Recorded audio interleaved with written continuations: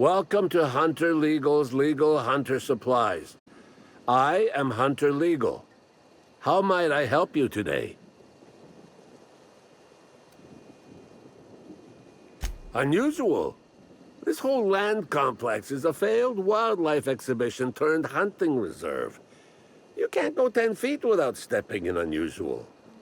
But I reckon you're asking about people unusual. I'd go have a chat with the prophet of profitability. Maybe she can intuit you in the right direction or something.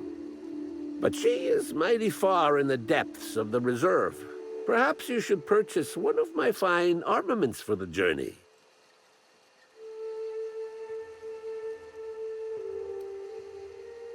I'm sure I don't know what you mean. It is a perfectly normal name for a shop dispensing hunter supplies.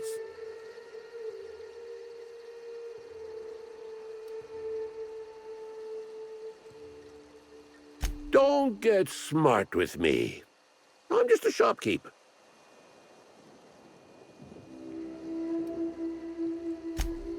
Where better to sell hunter supplies than in the depths of the wilds, surrounded by creatures that are just waiting to devour you. I've got an excuse, but the prophet and her retreat don't. And they're even farther out. Prophet said I should gift her some rifles to improve my aura or something. I told her what she could do with her aura. Haven't spoken to her since. But you look like you're smart enough to not make the decision that she'll invariably regret.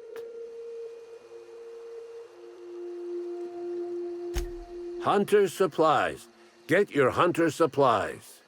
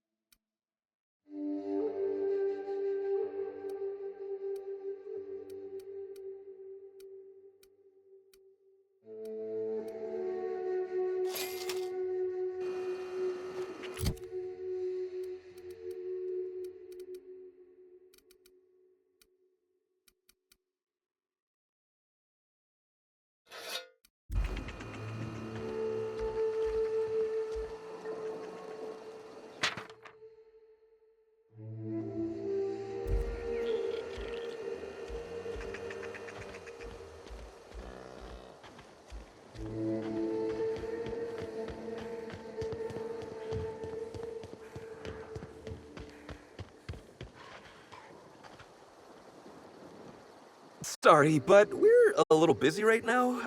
I'm sure one of the other guys would be happy to give you a tour. Lawrence, do you know who you're talking to? We always have time for the inspector. The inspector? That's you? I am so sorry. We didn't know what we were doing. We're so sorry. It'll never happen again. Oh, Law, it's all over. I told you someone would catch on sooner or later, Bill. Lawrence, let me do the talking here. Inspector, pay him no mind. I'm sure you've bigger saltuna to can than us.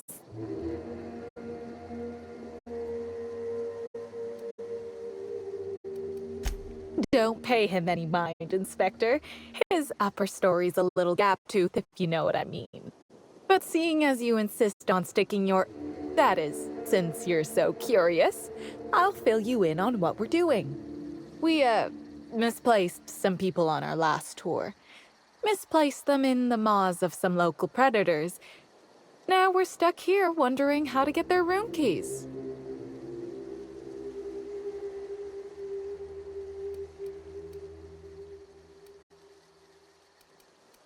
Hey, we all got our priorities.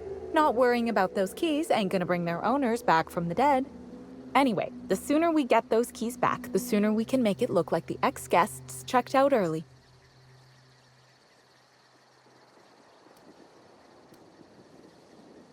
Wouldn't you?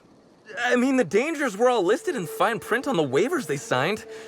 Least they can do is not destroy our reputation when they get themselves killed. We knew sooner or later this was gonna happen. We've got some hush money tucked away. If you can get those keys for us, it's all yours.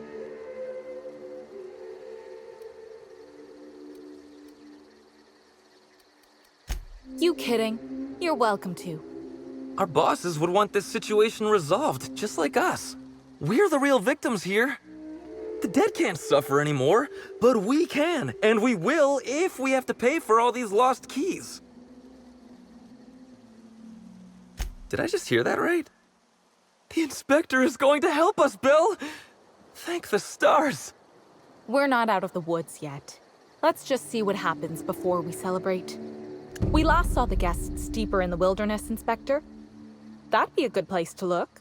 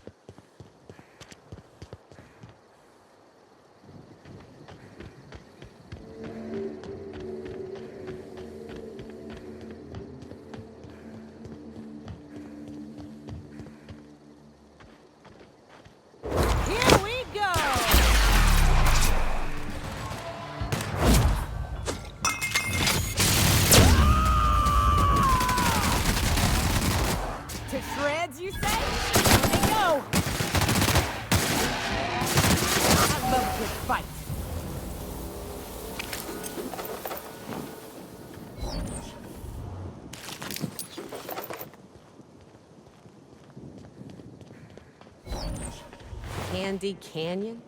Is that because we taste like lollipops to Raptidons?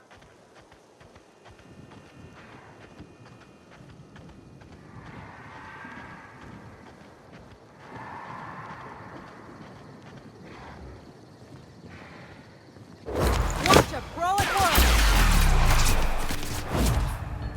Not bad, huh?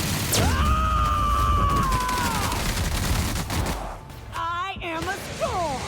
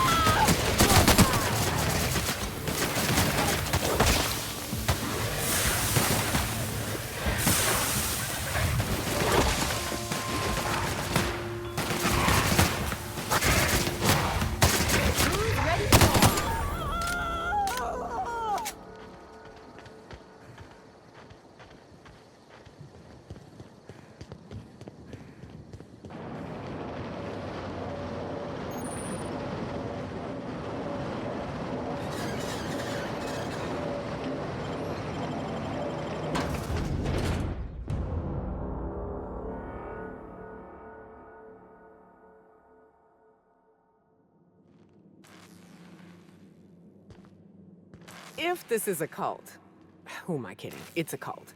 Hold your judgment until you meet them. Some of my best friends were from Graham's camp.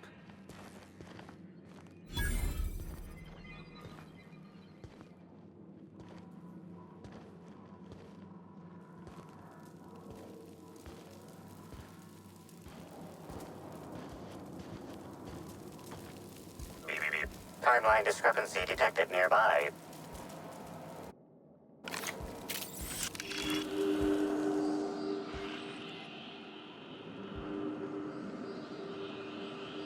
Analysis suggests this to be a variety of herbs. Herbs have been uniformly treated with a pungent chemical mix. Warning: ingesting, smoking, or inserting non-corporation sanctioned substances into your ears may be harmful to your health.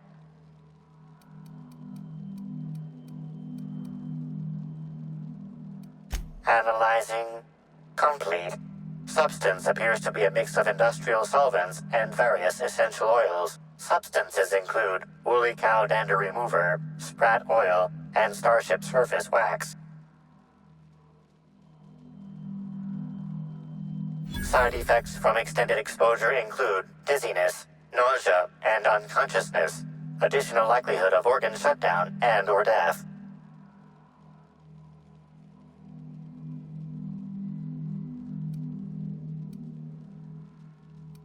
Prior analysis suggests these herbs reach peak effectiveness when users burn them and inhale the resulting smoke. Whether or not this increased effectiveness is good for an afflicted individual has yet to be determined.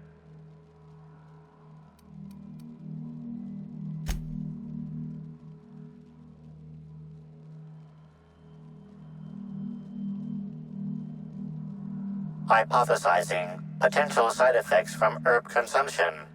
Most likely outcome, decapitation. Slight possibility of calculation error.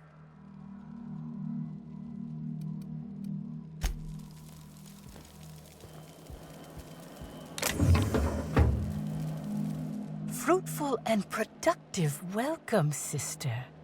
I had a feeling you would visit me. I offer a wide variety of productivity seminars. I hope you'll consider taking one. But I should remember my manners. To what do I owe the pleasure of the Special Inspector's arrival?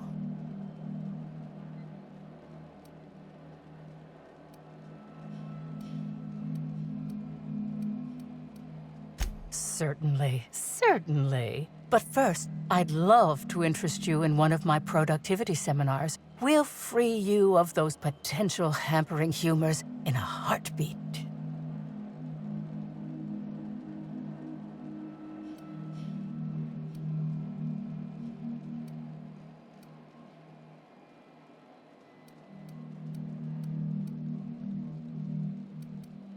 Absolutely not.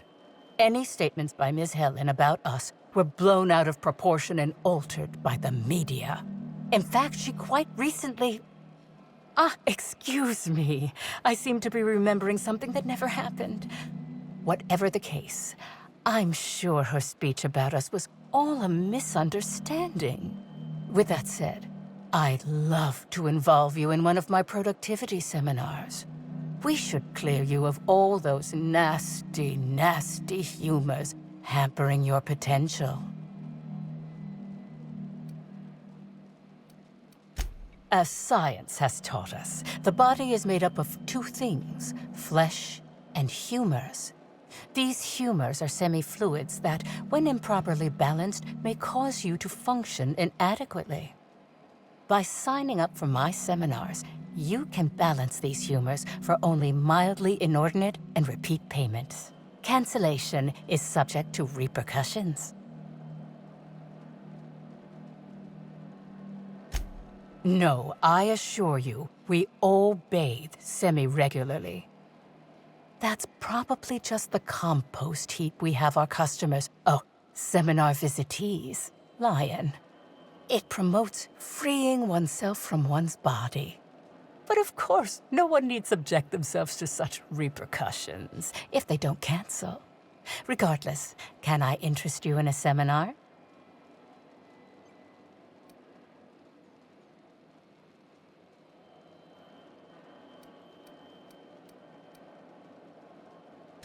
We offer a wide variety of seminars for all your corporate needs. Employees not working hard enough? Employees dying too often? It's most likely your managerial humors. And of course, seminars for balancing the energies of your business offices. Interior decorating is much more important for success than many would believe.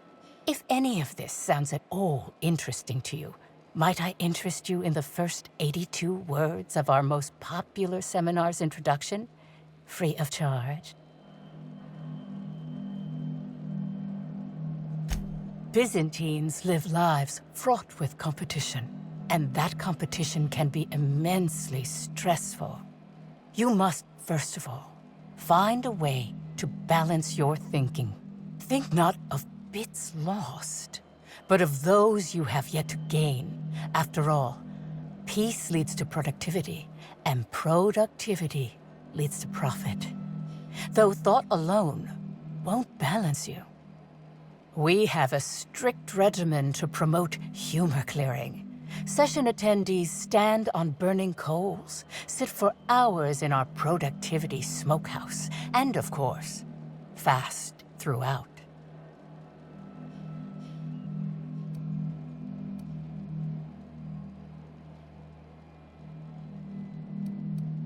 Precisely. The barriers within yourself will break down as your skin sweats and blisters, giving the evil humors the proper space to escape. It's my patented method.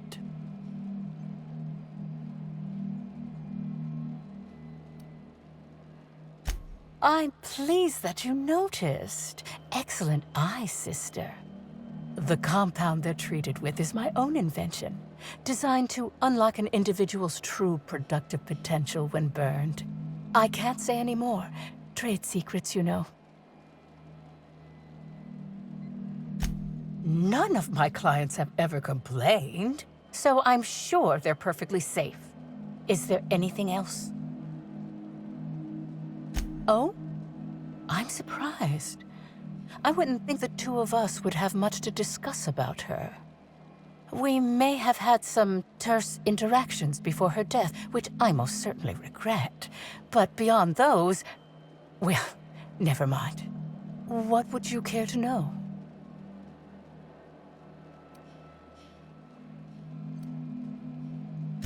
Why, I've been at the Wilderness Exploitation Reserve for quite some time now, as my disciples can attest. In fact, I haven't visited the Colonials since I arrived several weeks ago. Bad energies, you understand. I did not. She had no interest in my seminars, and I had no interest in attempting to convert a stubborn actress. Why would I have had any cause to engage with her further? I wouldn't necessarily say that. The media tends to exaggerate.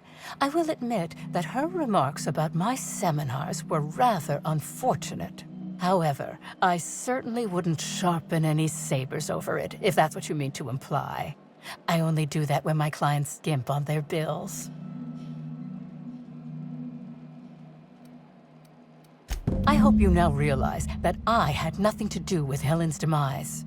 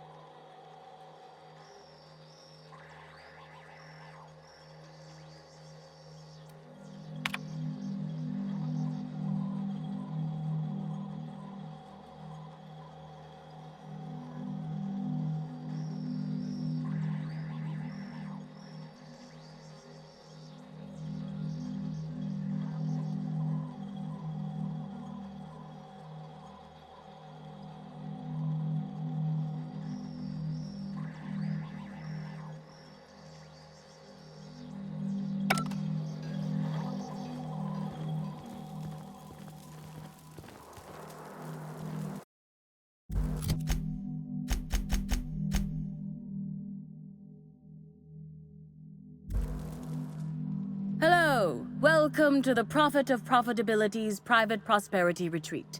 Stay positive, and soon all your humors will be balanced. Least, that's what I keep telling myself. Anyway, I'm Aaliyah Mason. I work as the Prophet's right-hand woman. What can I do for you?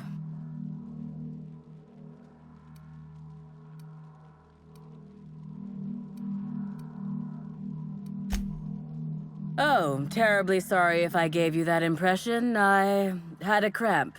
It's better now. I mean, it might be nice if I had a little inclination of whether the Prophet appreciated all the cooking and cleaning and hours of meditation I do on a daily basis. But whatever she thinks isn't for me to question. I'll do my best to be more chipper. If you felt imbalanced and unproductive, linger in your malaise no longer. We have all the amenities and practices for calming the ill humors strangling your potential. Sit for hours in our sweat house and sweat them out, or stand amidst burning coals and feel your productive inhibitions burn away. And remember, think positive. Positivity equals productivity equals profitability.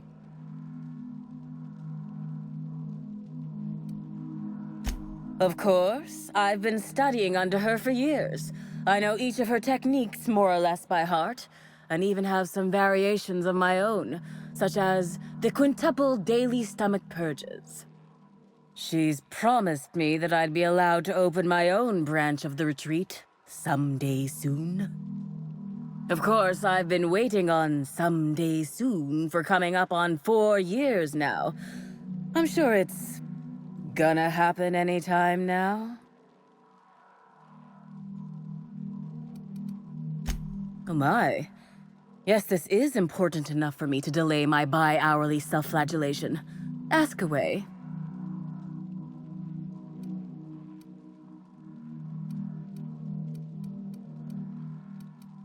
I was here at the retreat in the company of the other disciples and clients. I rarely have more than a few minutes of alone time. Which is fine, of course. I do what I do in the service of the Prophet, who will, I'm sure, reward me for my sacrifice. Eventually. Well, by and large, no. But something rather odd did happen regarding the Prophet recently.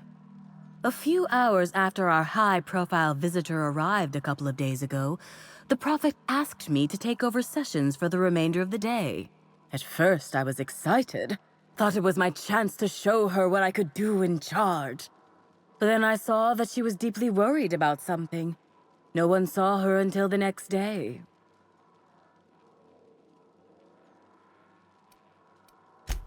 Yes, the circumstances there are quite unfortunate. For a time, the Prophet was completely despondent. Even the hot coal walks weren't buoying her spirits as they usually do. However, we recently had a high-profile visitor whose presence seemed to alleviate whatever the Prophet's fears were.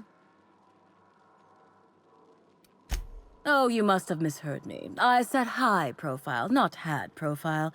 Mr. Woolrich comes by much too often to be worth mentioning.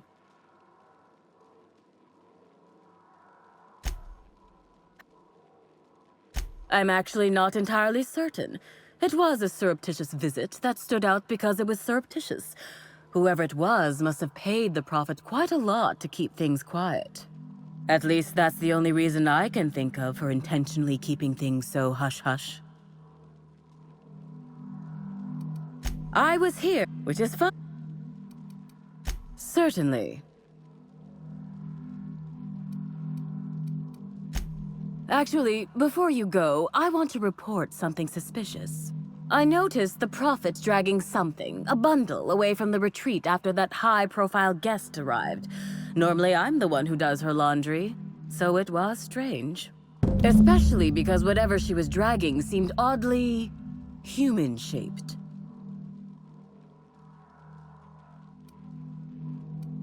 I think so. Had the right size and shape.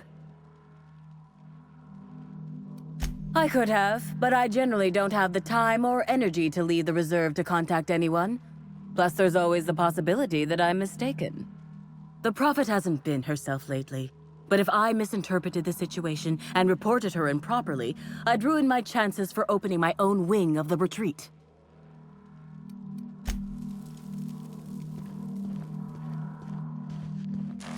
Gotta keep going. I can feel my...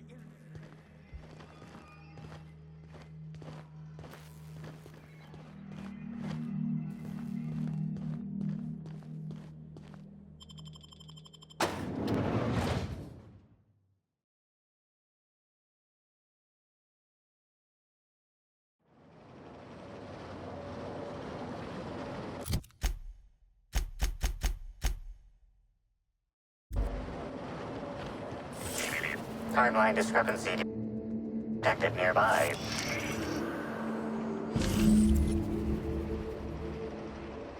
Identifying human footprints leading out into the wilderness. It is unusual for productivity disciples to wander more than a few feet from the camp.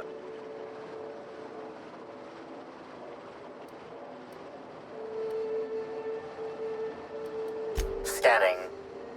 No. Helen's distinctive shoe size, not found. Judging by footprint depressions and shoe size, these prints were either made by the Prophet of Profitability or Adjutant Sophia Akande. Error. Recalibrating. These footprints were made by the Prophet of Profitability.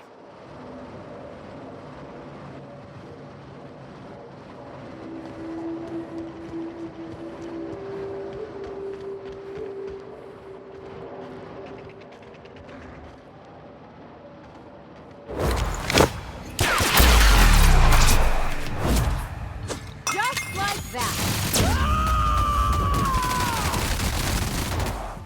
Covering you!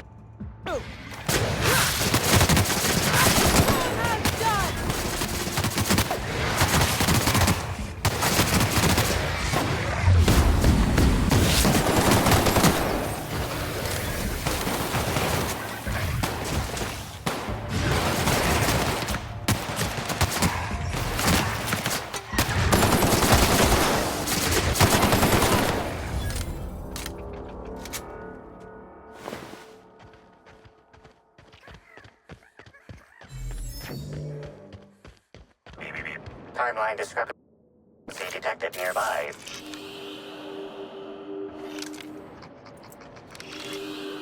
Judging by the shape of this indentation in the dirt, a person of medium height and build laid here for a number of hours. Scanning for other details.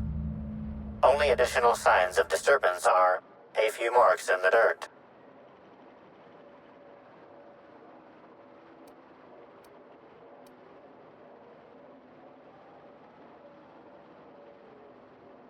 Agreed. Likely theory. Individual injured was unconscious, not dead, and walked away after awakening.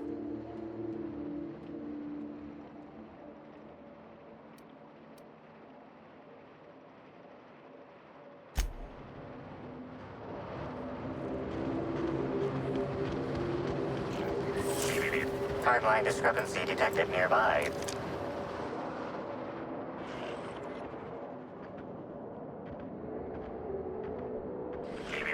Timeline discrepancy detected nearby.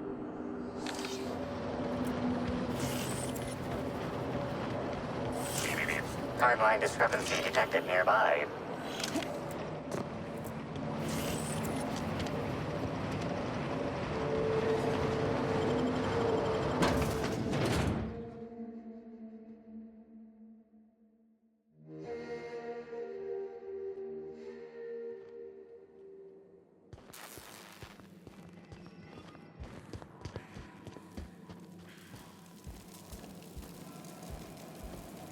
Welcome back, sister.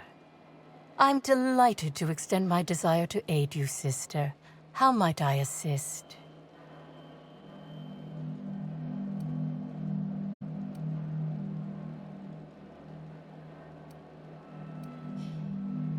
Yes, that's correct. She made it clear that my seminars were of no interest to her.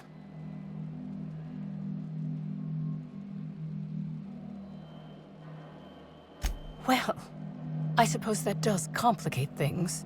Whatever the case, I didn't care to mention Helen's change in decision because she never showed up. I don't see how it matters.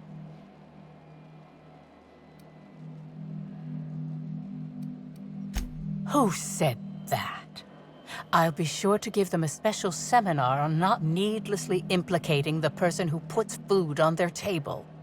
It was a bundle of clothing, sister. Even productivity geniuses need to do laundry from time to time.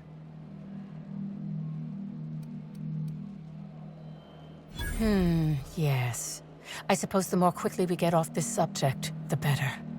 I had a visitor, yes. But as it turned out, some of my productivity techniques were too much for them. I had to drag them out by hand. But their peers came and collected them shortly thereafter. I'm sure whichever attendee it was is perfectly safe now.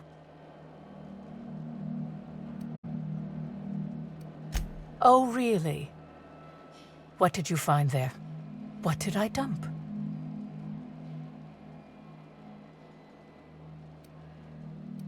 Clever work, Inspector. It seems even I can't slide my way out of the trap you've so intricately weaved. I admit it. I killed Helen. By mistake. Helen changed her mind and wanted to attend one of my sessions. I, knowing the importance of the seminar, desired to truly galvanize her, though not to stop her heart. So when it came time, I chose to double Helen's dosage of productivity-enhancing herbs. I left her to meditate, and when I returned, she was dead. After that, I entered a less than coherent state. One of my disciples, it seems, witnessed me as I dragged Helen's body out into the wilderness.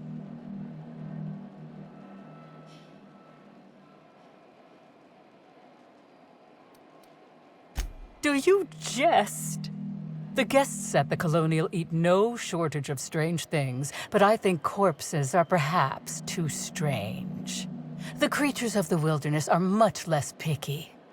Besides, the hotel is ridiculously far. I couldn't have made it all that way without someone realizing I was dragging a corpse.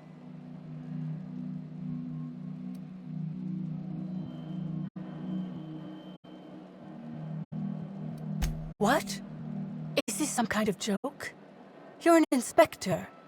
It's your job to arrest me, isn't it?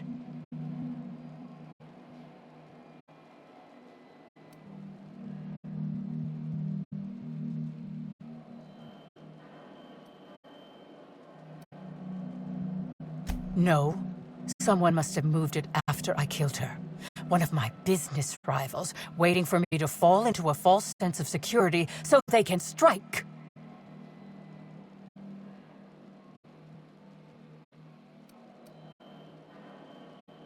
I don't believe you. I think this is all a trick.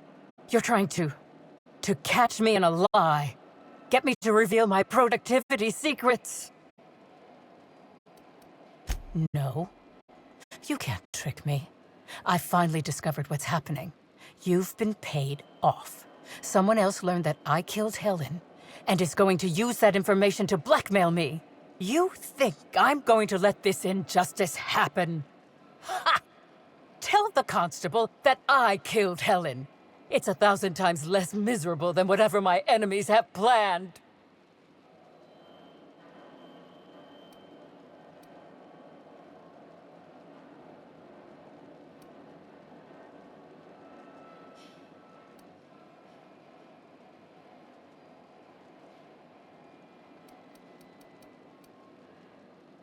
You monster! What am I supposed to do now? They'll be here soon. And once they arrive, I'll be powerless. Powerless! I just want to go to prison! Is that so wrong?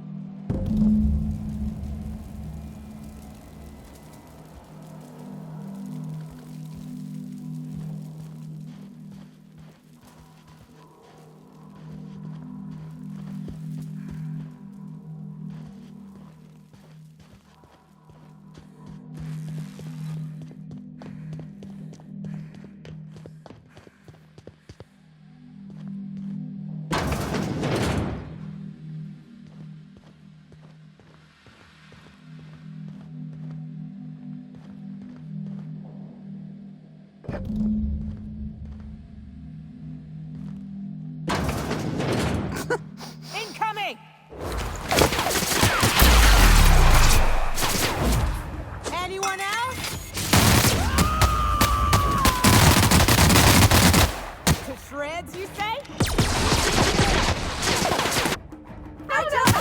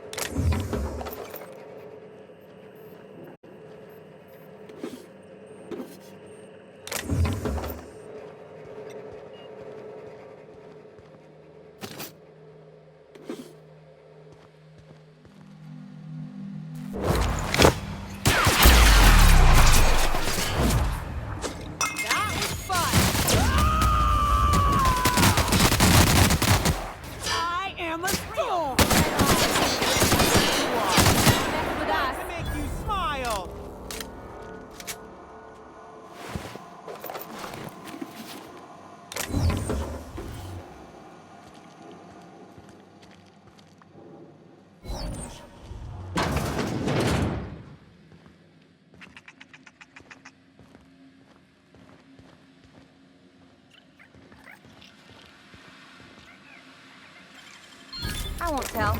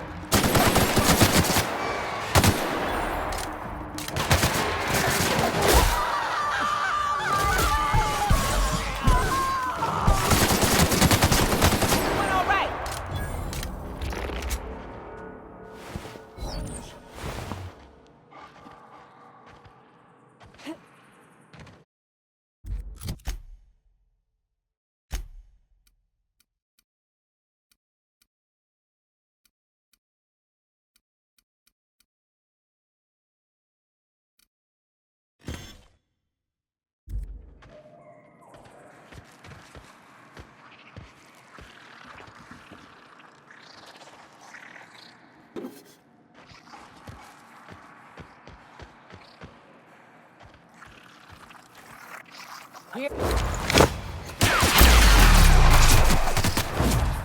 How about that? To shreds, you say?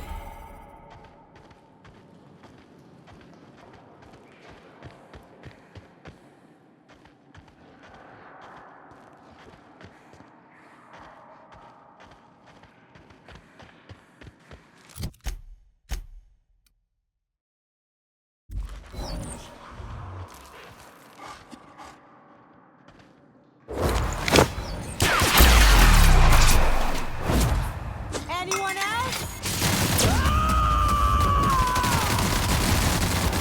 I am a storm!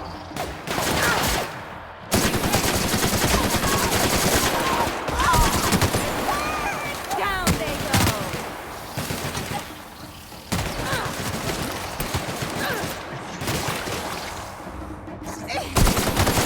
But another's fighting me.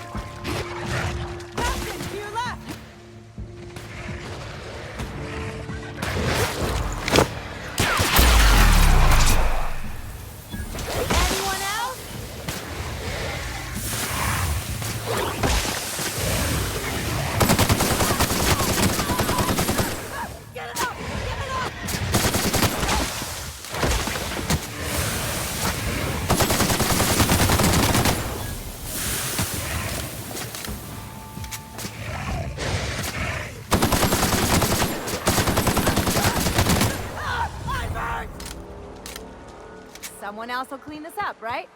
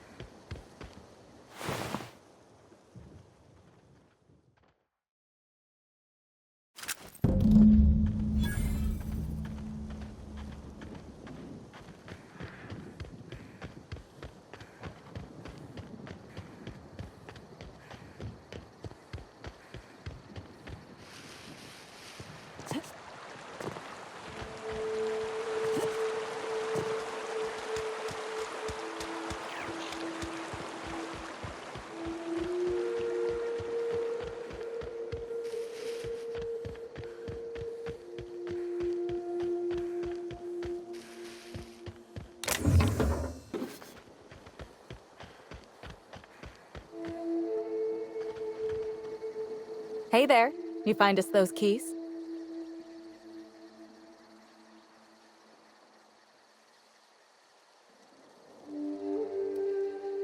That's all of them. You're a lifesaver and a half, Inspector. Lawrence, you got the bits? Let's see, which pocket did I... Oh, they're in my hand. Here you are, Inspector. We'll make sure to put in a good word with our friends, too. I can't wait to put this behind us.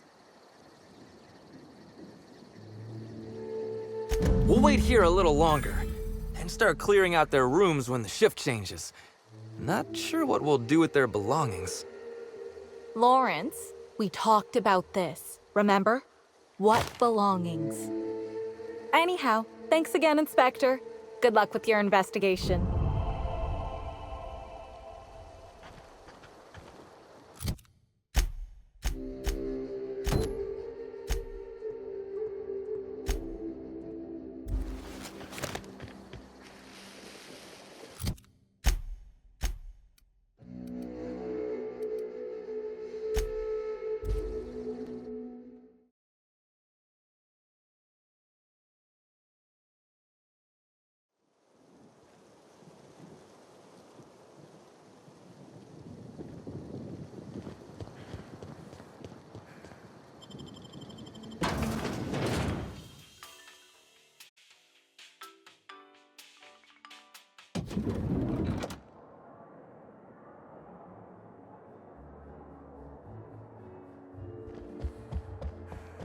The brochure never mentioned anything about it. Next stop, the finest seat in the house.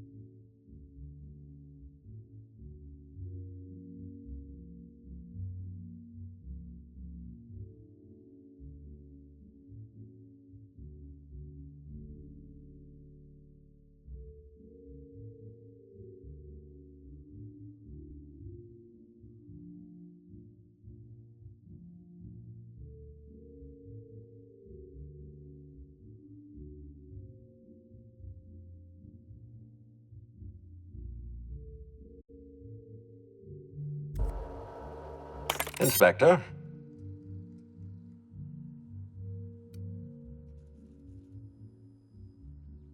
Ms. Leyva earned that title, but not for the reasons you'd expect. The profit business has been profitable for the hotel. Not so much for Ms. Leyva's followers. So, tell me, what did you find?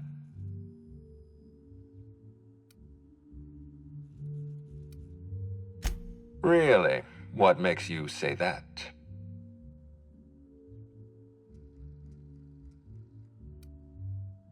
You're saying she was paranoid. Interesting. I'll have to make a note of her psychological state in my report. Does the Prophet strike you as a reasonable candidate for Helen's murderer?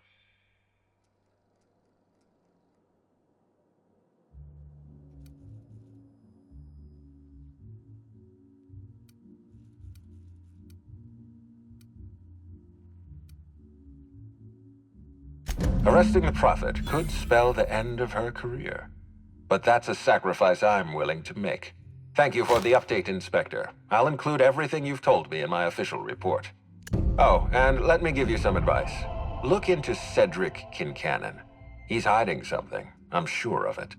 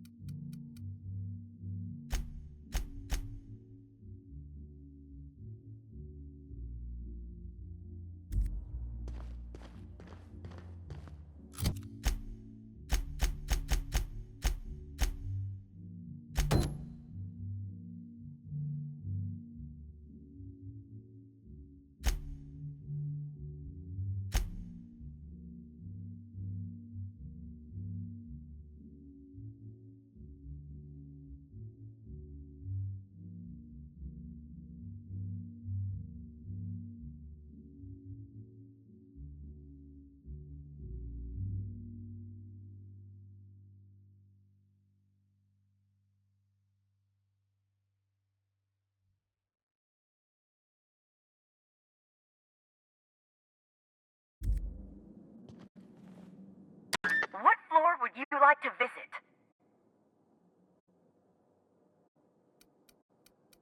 To the lobby we go!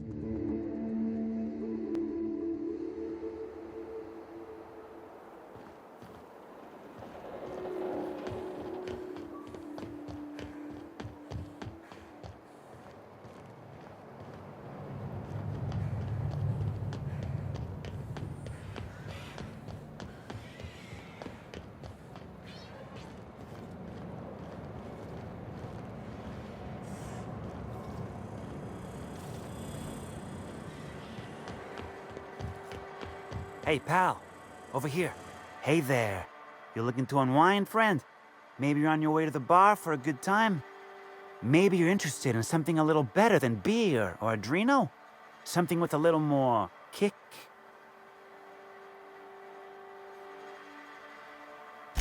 The name's Auric.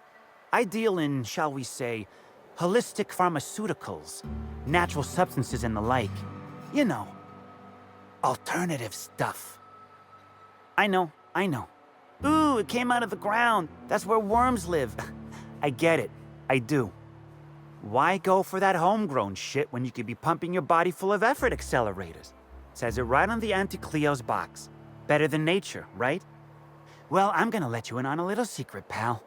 Those pharmaceuticals the corporations manufacture, not all of them are as good for you as the board wants you to believe. Alternatives. That's the way to go, pal. Trust me. No matter what ails you, I got what you need. What do I sell? I've got premium shit, my friend. Vitamins like you wouldn't believe. Calcium, vitamin D, reverse vitamin D. I got everything, my friend. You got stress problems? I got stress solutions. Aromatherapy eases the mind. Diluted mantisaur essence, best kept secret in the business. It's probably just ground up fast ration pills. Or it's the real thing, which is an incredibly dangerous hallucinogen. That tastes disgusting. And if you're a real freak, techniques to calm yourself by fooling your own mind.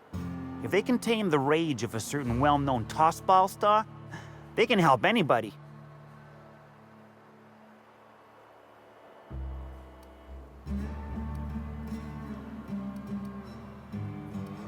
Wait, you ain't a sheriff, right? You gotta tell me if you're a sheriff.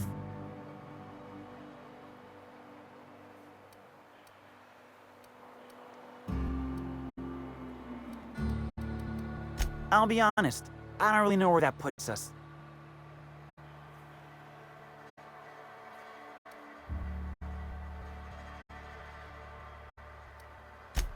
All right, fine. Yeah, I know, Birdie. So what?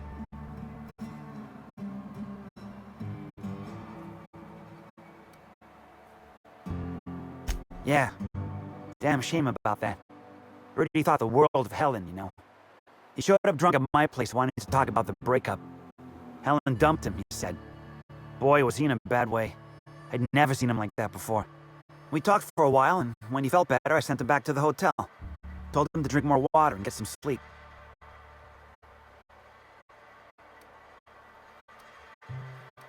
He may or may not buy alternatives from me from time to time. A little diluted mantisaur essence here, a little vitamin B negative there.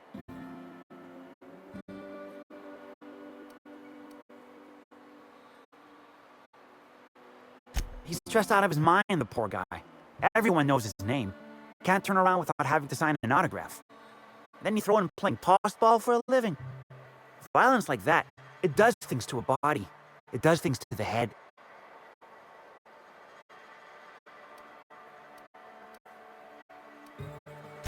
Come on.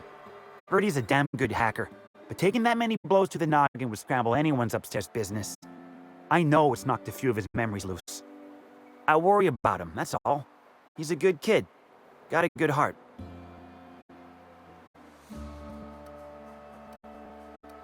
Yeah, that was me. Birdie's got a temper, but he's not a bad kid, you know? He's trying to work on it.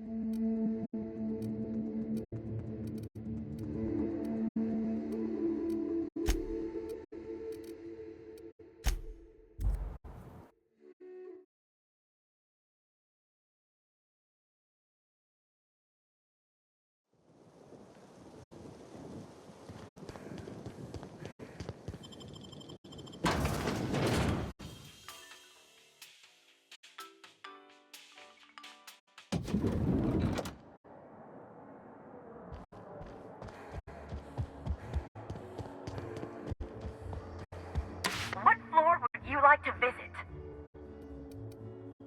Next stop, the finest seat in the house.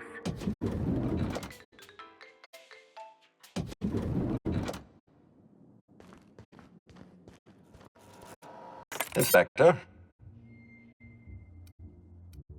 I'm pleased to hear that. Bertie Holcomb is a valuable asset to the Rizzo's Rangers property. When Helen was murdered, Bertie was nowhere to be found. The timing of his disappearance is unfortunate.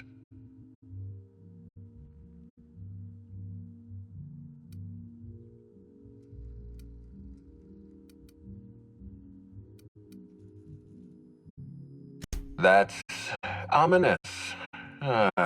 Bertie Holcomb, how have you gone and complicated my life this time?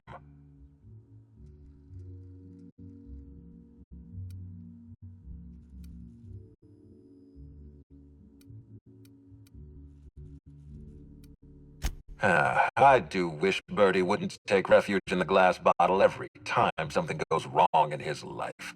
If Bertie was drunk on the night of Helen's murder, then you're right. He has no alibi. Be plain with me, Inspector. Do you believe Black Hole Bertie killed Helen?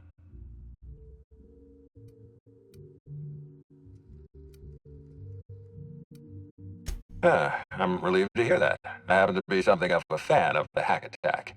I'd hate to see him processed for murder, but we need to be absolutely sure. I'd like you to continue your investigation. Notify me as soon as you're ready to make a formal accusation.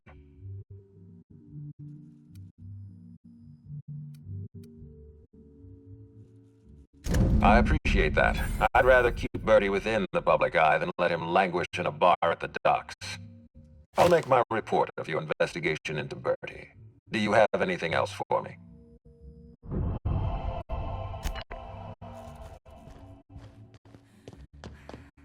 What floor would you like to visit?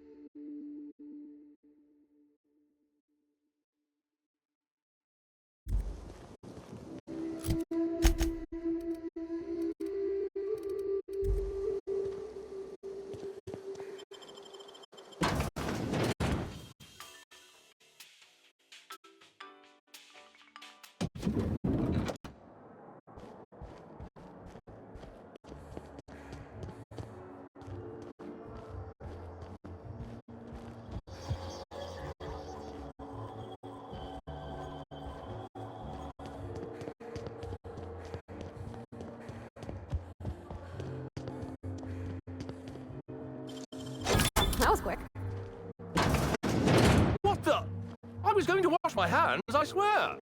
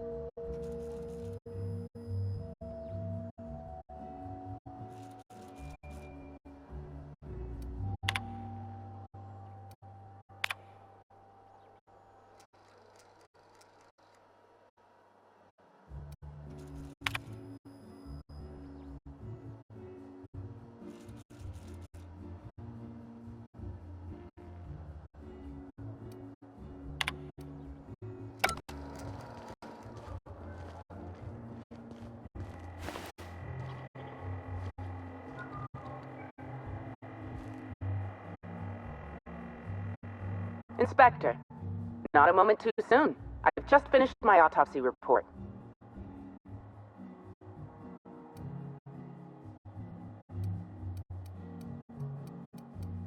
Ruth Bellamy was killed by plasma damage to the upper vertebrae, the occipital bone, and the cerebellum. If it's any consolation, her death was instantaneous and painless. I've also discovered a poisonous compound in Miss Bellamy's stomach lining ingested during her last meal. Toxic, but not enough to kill her. Spencer Woolrich complained of a stomach ailment around the same time period. I assumed he was being, Spencer. But now I'm not so sure.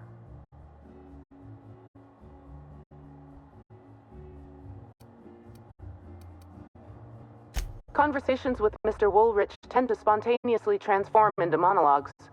You'll find him on the VIP guest floor. I'd best return to work, Inspector. Autopsies always whet my appetite, and all this talk of food is distracting me.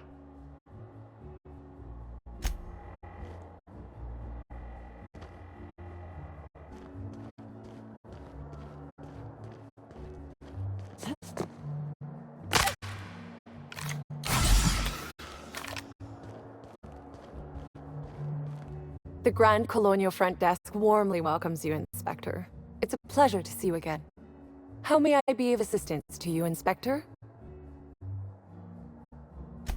I'd love to, Inspector, but I don't really have the authority. Moreover, the guests were promised exclusivity.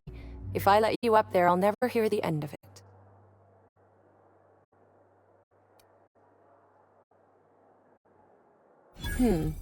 That's a good point. If they give me guff, I can just tell them that they're obstructing justice. That has a nice ring to it. Let me just set you up with VIP guest floor access.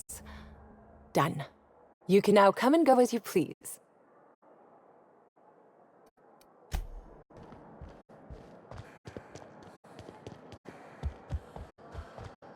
What floor would you like to visit?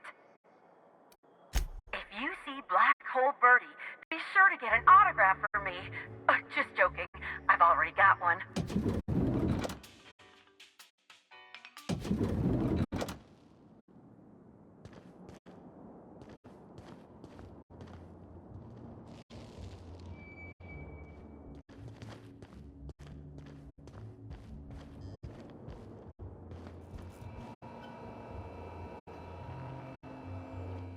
Zeke Hannigan, Rizzo's Ranger 16th back. Pleased to meet you. What can I do for you? About half my life. You know I was named third most profitable investment on 2 non-consecutive seasons? Ain't a lot of players who can make that claim. Except for the guys who came in first and second, I guess. I spent the last season injured and almost got sold to the Hephaestus Hammers, but now I'm all convalesced. Ready to lay into some Cleo darlings, you know? Really break some legs. Since it's the off-season, we're helping support the launch of Rizzo's Spectrum Brown. Meet the fans, sign Tossball cards, that sort of thing. Just between you and me, Rizzo's ought to cancel the whole event out of respect for Miss Helen. Oh, you must be that inspector people have been talking about. It's a damn shame about Miss Helen. She was always real good to me and the rest of the Rangers. Birdie's taking it pretty hard. Miss Helen was the love of his life. So, what did you want to know? I'm ashamed to admit it, but me and a couple of the other Rangers spent the night in Constable Keen's cells down at the spaceport. We didn't do anything serious, just a bit of pranks and vandalism. It's what usually happens when we all get to drinking. Guess Constable Keen saw things a bit differently and had us hauled off. No, we lost him somewhere along the way. Or maybe he managed to get away? I can't rightly remember. But he was definitely not sharing a cell with us. That much I know. Oh, Brady was mad about Helen. He was certifiable. The big galoot loved Helen about as much as he loved the game. Trouble is, Brady was not blessed with an abundance of temper. Helen kept Brady steady. If he lost his temper around her, it'd be because something broke between the two of them.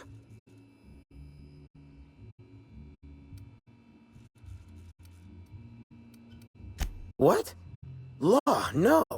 Birdie's got a fierce temper, but there's no way he'd ever have laid a finger on Miss Helen.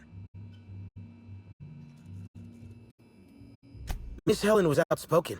She made her share of enemies on account of her expressing herself. Just between you and me, I heard rumors the Prophet never much cared for Helen's brand of blunt honesty. What can I do for you?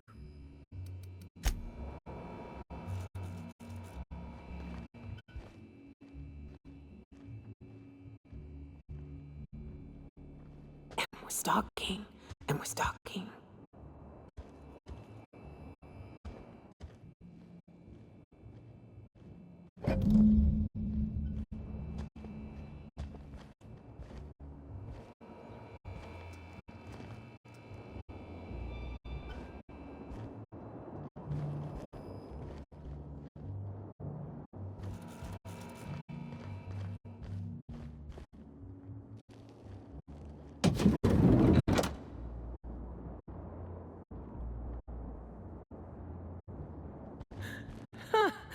Mental note.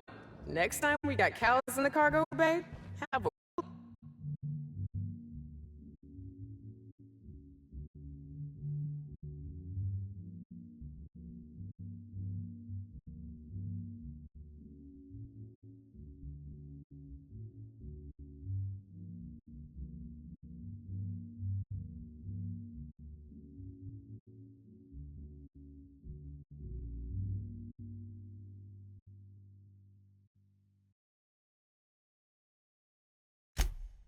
Holy cow party.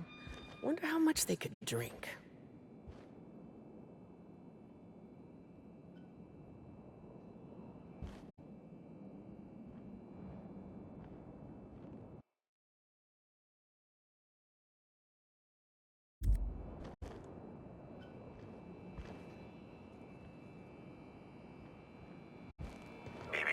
Timeline discrepancy detected nearby.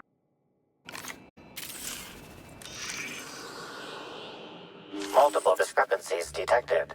First discrepancy. A woolly cow is present in this hotel room. Woolly cows are an import species for the Wilderness Exploitation Reserve and are incapable of affording upper-class accommodations. Second discrepancy. This woolly cow is dangerously inebriated with Rizzo Spectrum vodka. Alcohol sanguinization ratio exceeds recommended maximum.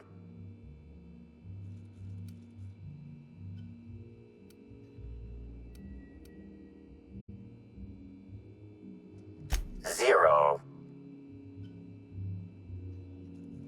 A brief survey of this area reveals that the most recent occupants were athletes belonging to the Rizzo's Rangers Tossball Club. Insufficient data. A brief survey of localized property damage, divided by the area of this room, yields the following estimate. This unit was likely occupied by every member of the Rizzo's Rangers. -1.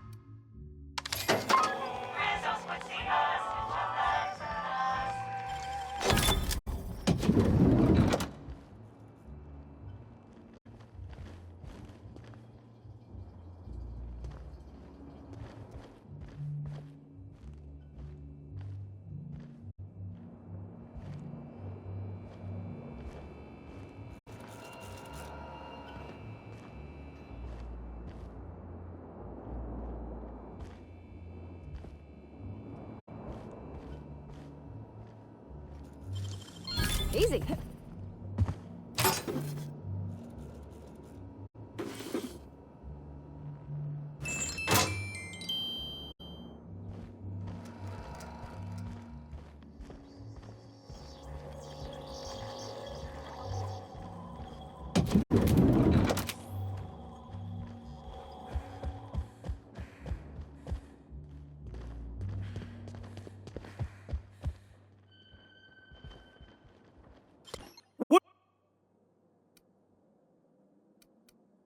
Consider this your warning.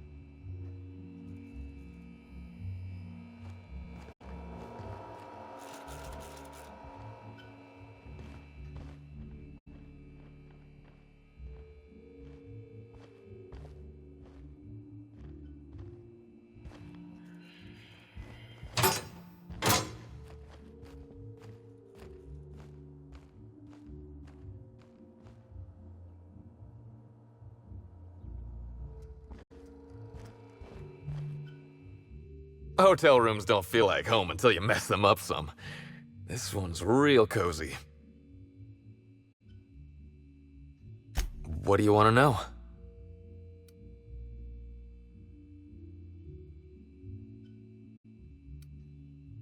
I remember sending her the recording, but law, I was halfway to preserved by then.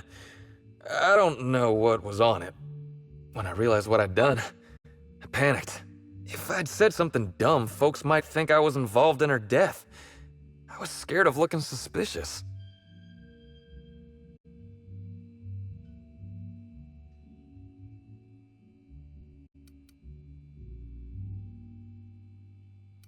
I wish that were the dumbest thing I ever did, but it's not.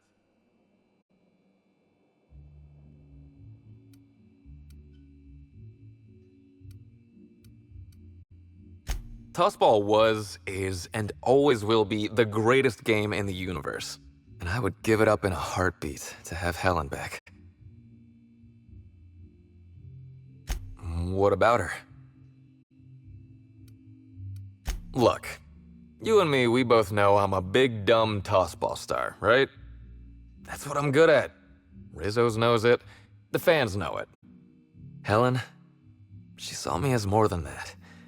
She saw someone who had more to offer than big muscles and a signature black hole stomp. Being with Helen was magic. She was magic. There ain't good enough words for something as special as what we had together. I wish I knew. Must have been something I did. At the picnic, Helen just kept saying she didn't want to drag me into her world. Maybe one of the higher-ups in motion pictures was giving her trouble over us? I don't know. I tried to understand, but I don't. Rival actresses, maybe? I don't know too much about the motion picture industry.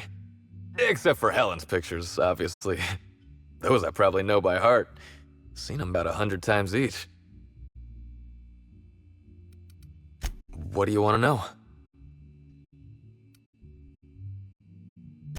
Yeah? Oryx's a businessman. He sells stuff you can't get elsewhere. Alternative stuff. We're talking sort of science, crockery, whole supplements.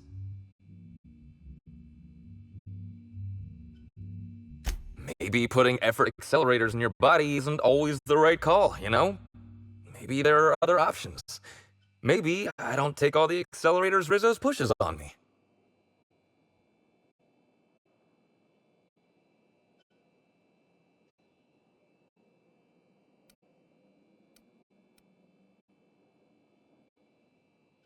People get worked up about this kind of thing is all.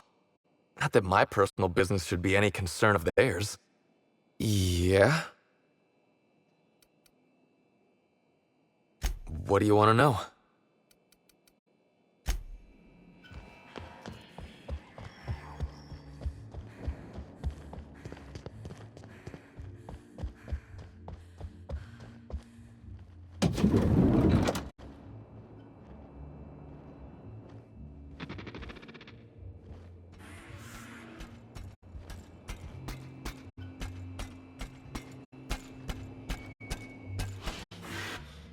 Initiating banter protocol. Now simulating familiar and welcoming demeanor. Burbage 3001 is trained to recognize all board-approved actors. Greetings, fellow star.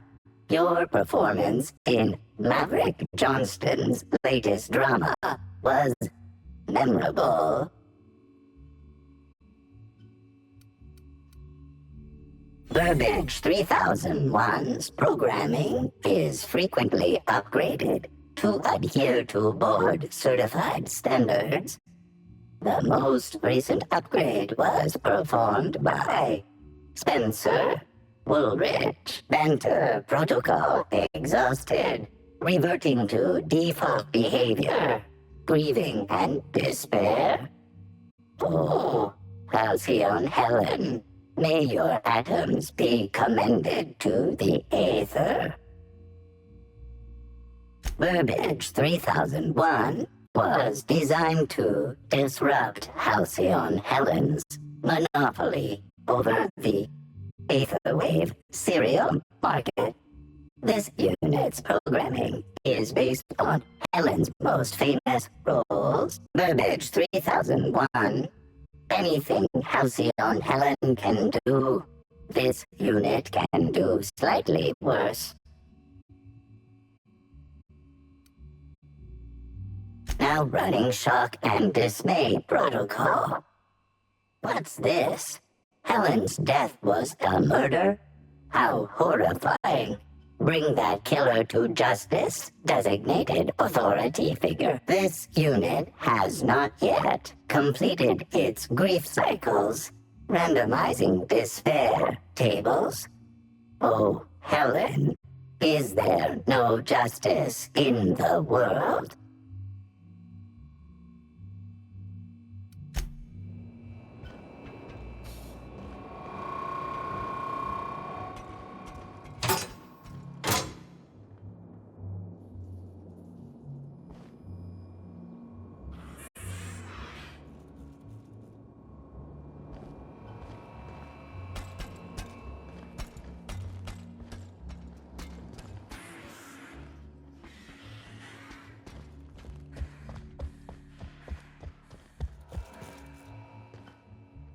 About time you arrived. I see you haven't dressed the way I asked you to, but I suppose that was expecting too much of a non-industry lout. Expect a complaint to management. Now, unless you'd like to waste more of my time, I suggest we begin rehearsing. Ready? You've fallen right into my trap, Captain. Oh, don't bother to fight back. You cannot hope to stop me from installing philosophism as the system's reigning ideology.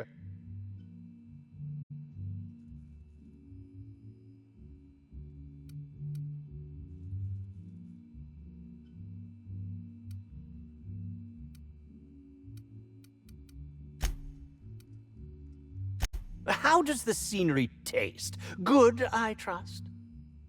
Wait a moment. You're not wearing a bellhop's ID.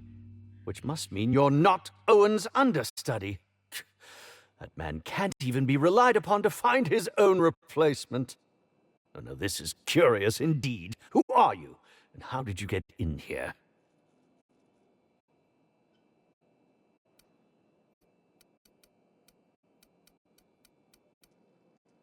You're here to investigate me?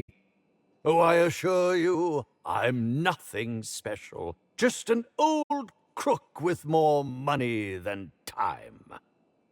That was a quote from The Retiree's Revenge, in which I played an ex-thief turned decrepit old man. But, of course, I'm certain you already recognized it. Now, what shall I sign first? Your weapon? Your wallet? Or perhaps something, a little more personal? Undergarment signatures have been popular of late, or so I've heard.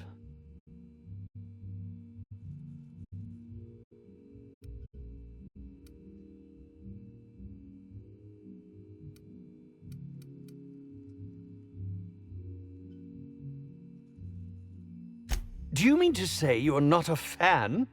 Well, then how did you get in here? The only staffer cleared for guest room entry is the inspector for Bellamy's murder. Oh. Oh! Hello. Terribly sorry, Inspector. I didn't realize it was you. Understand that I am beyond willing to comply with your search for the fiend that did Bellamy in. You know, now that I look at you, you're the perfect reflection of me, back when I starred in The Marauder's Bane. The absolute picture of justice. Ask me anything at all. I might even give you a straight answer.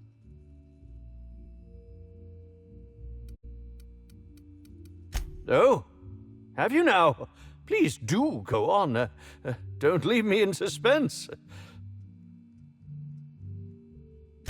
I did indeed.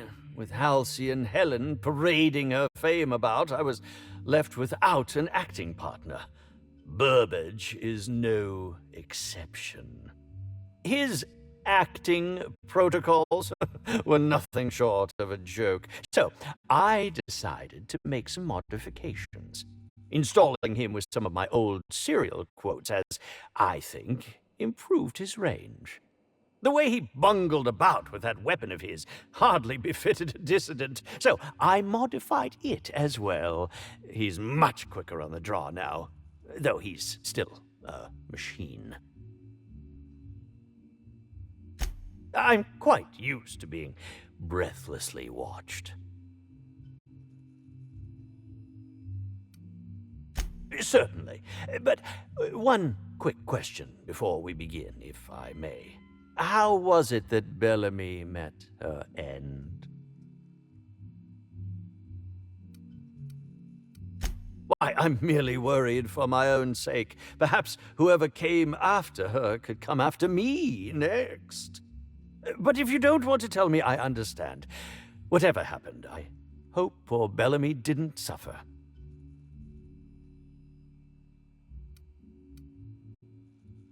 I was meditating, of course. That's how I get into character.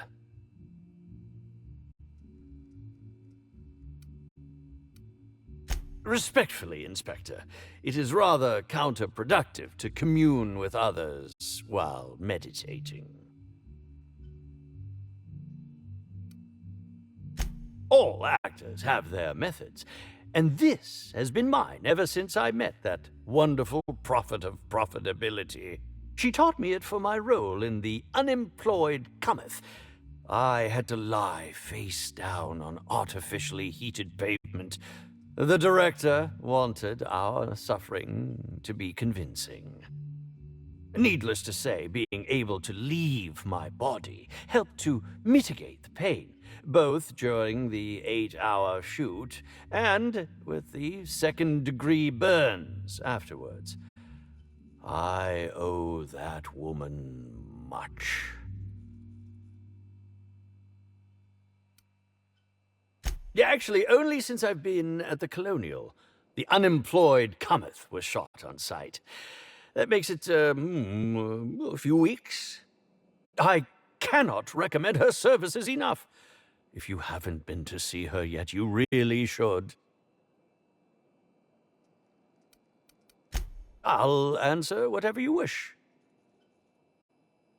Bellamy has been my co-star throughout the autumn of my career. I should like to think I knew her.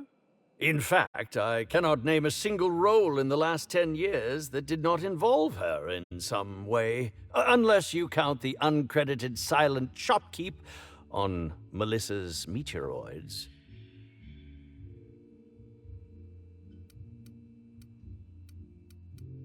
Oh, it wasn't.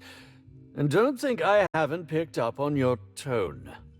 Resenting Bellamy is one thing, but killing her is another completely. It's also beneath me.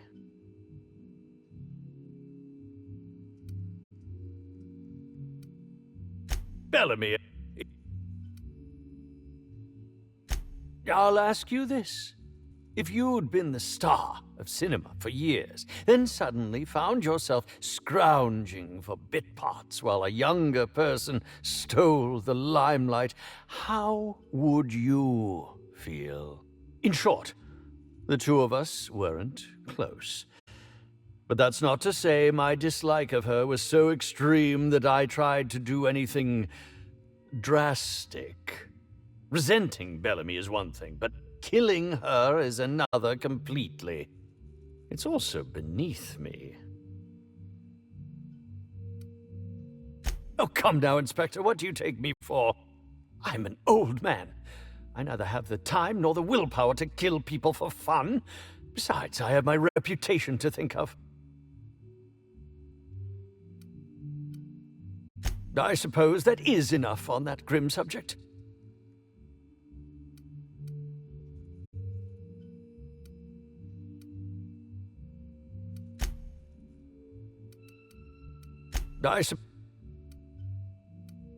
Indeed.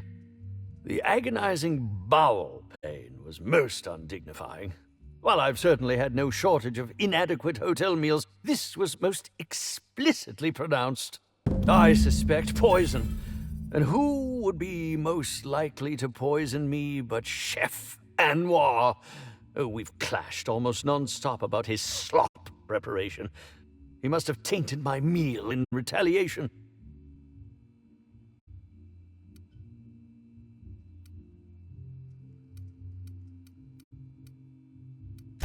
None that I can think of.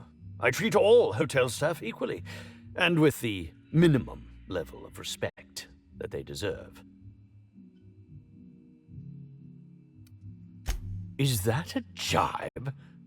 Could you imagine the tabloid headlines? Spencer Woolrich, Aetherwave star, spotted in gastronomic distress. Oh, unseemly hardly describes the half of it. How alarming! Whoever targeted her was certainly targeting me. I can only thank my ironclad constitution that I'm standing here before you. Oh, that's very good to know. Perhaps the poisoner simply meant to incapacitate us both, disrupt the product launch. I couldn't say, Inspector. I'm merely an actor.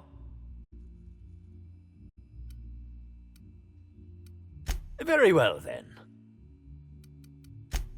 I'm sure you're joking. Perhaps I'm not in my prime, but you've no doubt seen the name Spencer Woolrich on many a serial advertisement throughout your travels.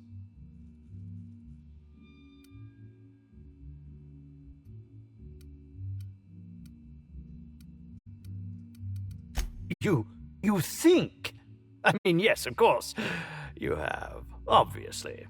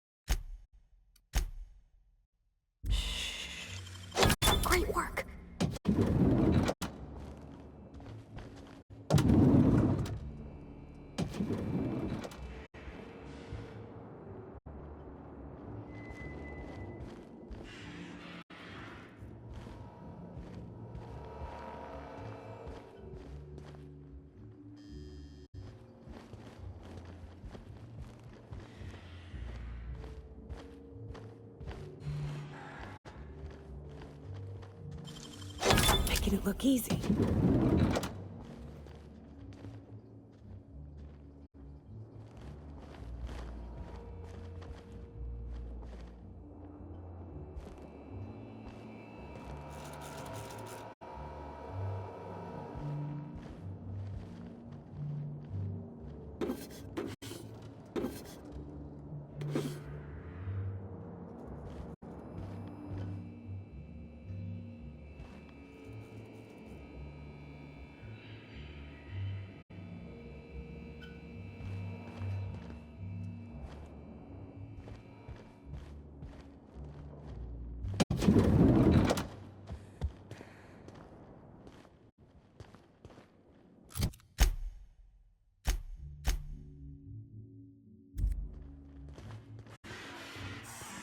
What floor would you like to visit? To the lobby we go!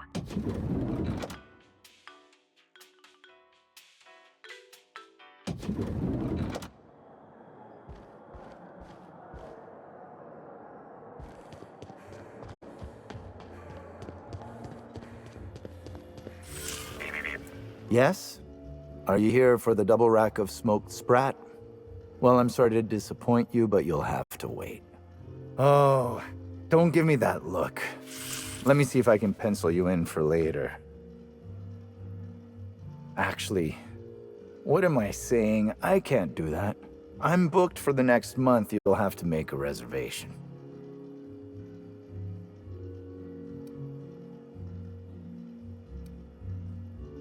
You're the inspector? Here? Why? I mean, you may ask me whatever you want. I have nothing to hide. Of course I did. I would never allow anyone else to touch the meals of so important a guest.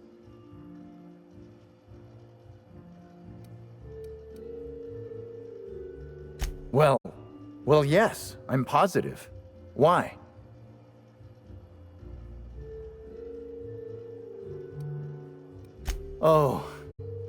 Oh my law, this is the end, isn't it? My mother always warned me that the culinary world was too dangerous, but I didn't heed her warnings. Spencer Woolrich and Bellhop Owens were underfoot in the kitchen as I was preparing Helen's meal. Either one of them could have tampered with the food when I was fetching ingredients.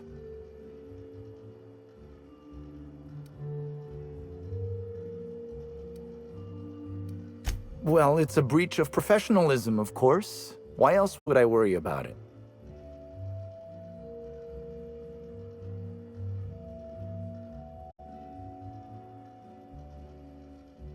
What? Truly? That's an alarming business oversight. Instead of volatile chemicals, the corporations should put barbiturates in everything. Everyone likes barbiturates. But I don't believe that was a risk with Helen's meal. I was, up to something else. I may have taken some time to engage in a teensy bit of recreational drinking, and consequently, I may have been somewhat less than coherent after preparing Helen's meal.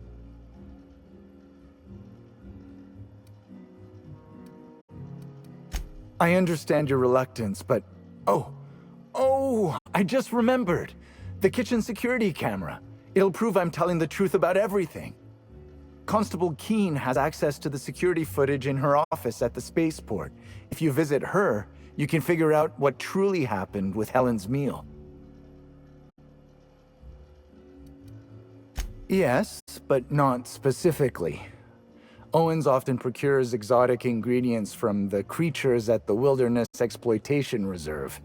Our guests can be rather particular. Let's not talk about the incident with the Raptidon pheromone glands. It's always hard to say when Owens might be back.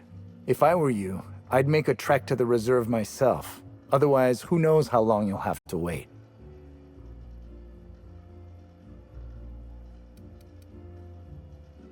Mr. Woolrich often finds the hotel's meals wanting. He seems to enjoy complaining in person.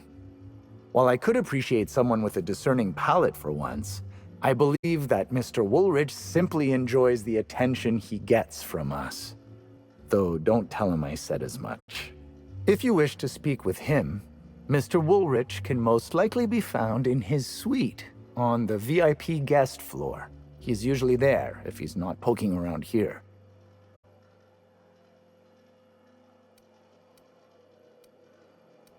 Thank you for your understanding, Inspector.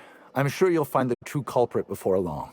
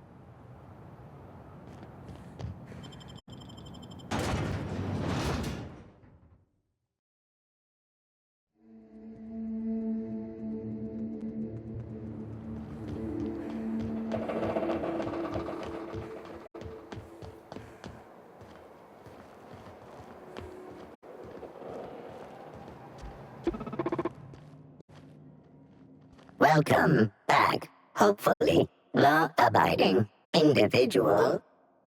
Engaging guilt-tripping subroutines.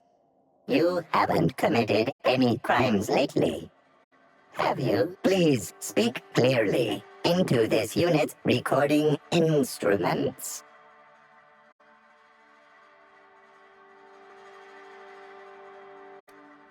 All requests for security footage require a nominal compulsory bribe.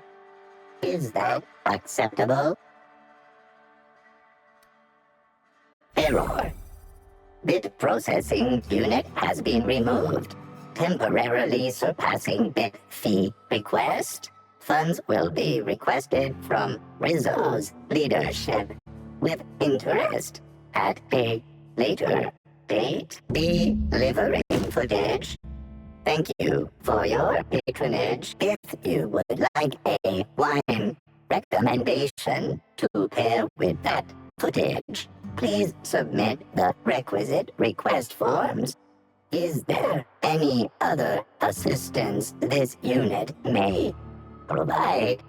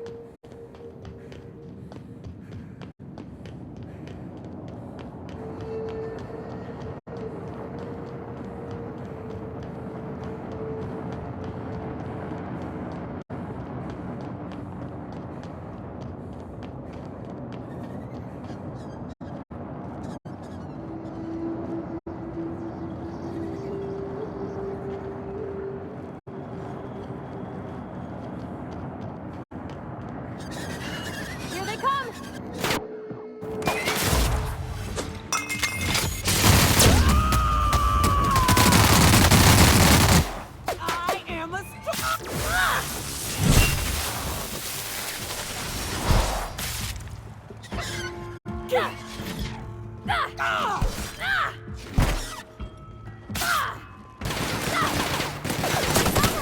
done here.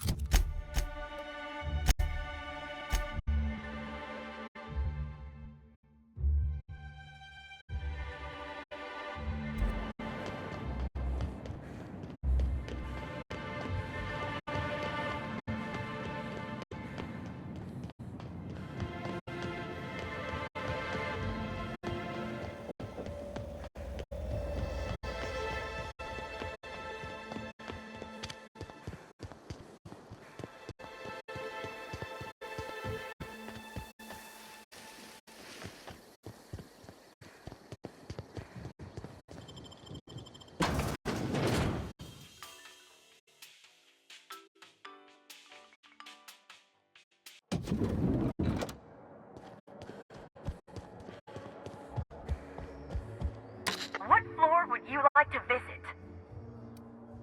If you see Black Hole Birdie, be sure to get an autograph for me. Just joking. I've already got one.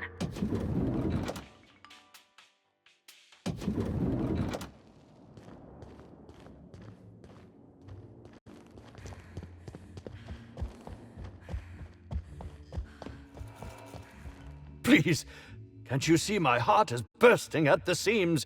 I absolutely must go out. A quote from the Sisty Cutlet. I voiced a Sisty pig aware that it was going to be slaughtered. Ask me anything at all. I might even give you a straight answer.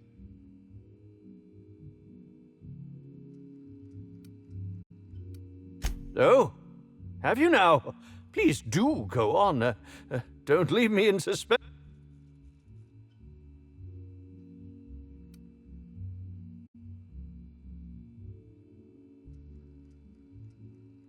What? That damned bellhop promised discretion. Well, if you must know, it's an appetite suppressant. How do you think I keep my form so lithe? Terror glands keep me from feeling hunger pangs. I've never heard of that. You sure you're talking about terror rays? Their bits tend to give folks the runs. Oh, that's it. I'm firing my nutritionist this instant. Tampering? No, no, no. I just happened to be passing through the kitchen and saw a dish that looked good. If being hungry is a crime, you better indict 3/4 of Halcyon.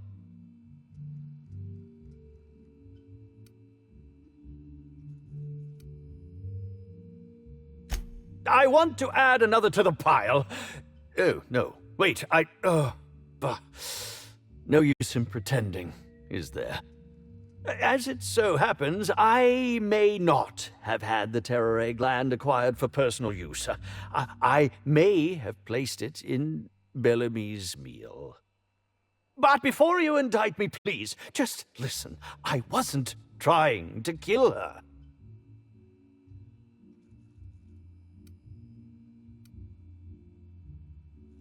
Just listen to me, please. She would have had to eat 6 or 7 of the glands to die, and even then it would be an extended, arduous process.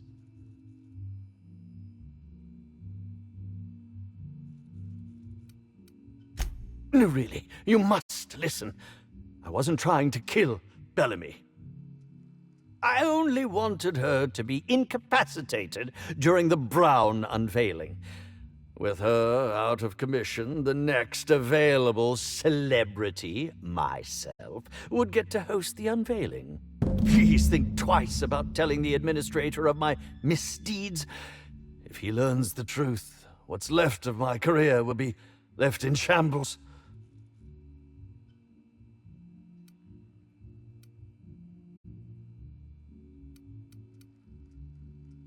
What will happen when all of the great actors are gone, Inspector? Who will replace us? No one. That's who. There will be nothing on the aether waves but serials starring mechanicals. I hope it's worth it.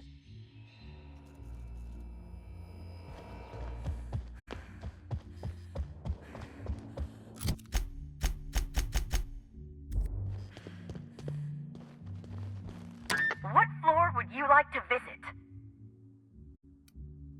Next stop, the finest seat in the house.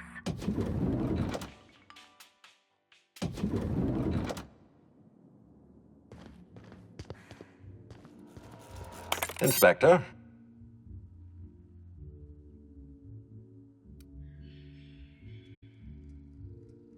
Excellent. I trust you have a name for our poisoner. Oh, I am disappointed. I'd always believed Mr. Woolrich a man of high character. It pains me to order the arrest and detention of someone I admired. I'd like you to continue investigating Helen's murder. You've found the poisoner, but her killer remains at large.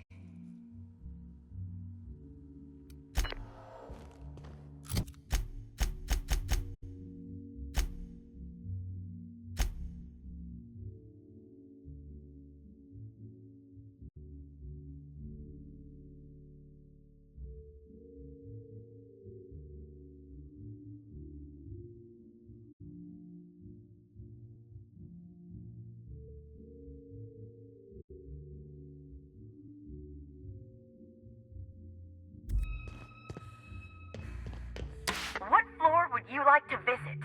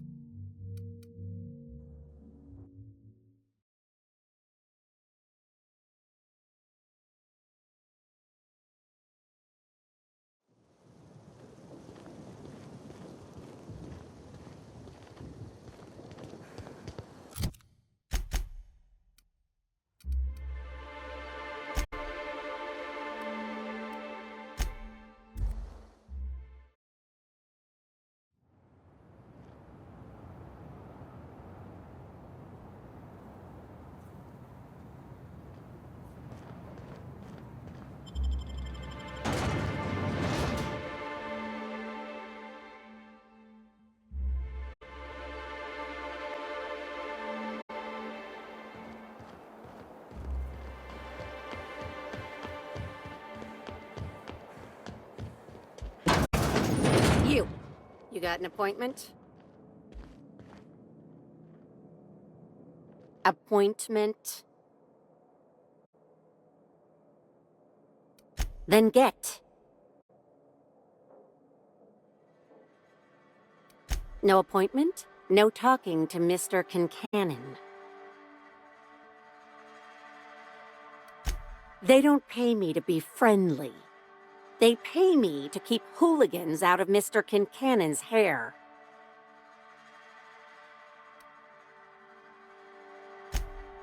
I'd say so. That said, it's possible Mr. Kincannon might enjoy talking to someone as personable as yourself. We'll see what he says. Mr. Kincannon, got a person of interest here to see you. Think they've got business. That sounds like our inspector. Please, send her up.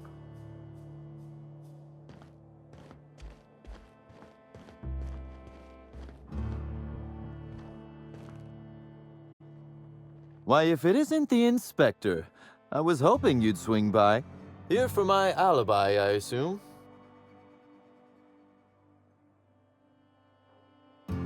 Let's see. That night, I was... torturing Elliot Nasser for information on missing cargo. That was a messy one. Didn't break until nearly noon the next day. Can you imagine?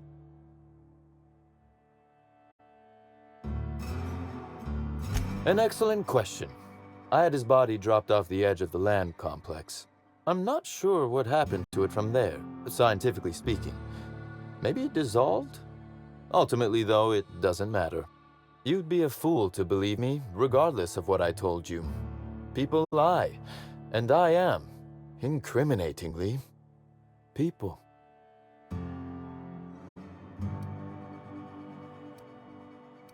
Which, as I said, you should not trust. If it helps, however, you might consider pursuing not my means, but my motive. Why in the name of the architect would I kill Halcyon Helen? She was making me a fortune.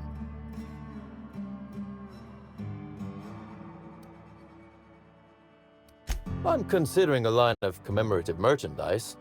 Still, that's nothing compared to what Helen would have made us in the long run. I'd offer to assist you in your work, but I have a mystery of my own to solve, I'm afraid.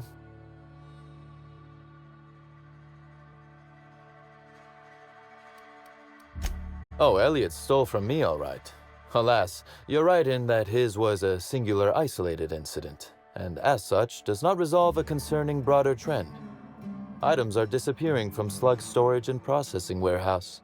The thefts began a week before Helen's unfortunate death, and there have been more instances since. Before you ask, I know the difference between cargo going missing and cargo going missing. This is the latter.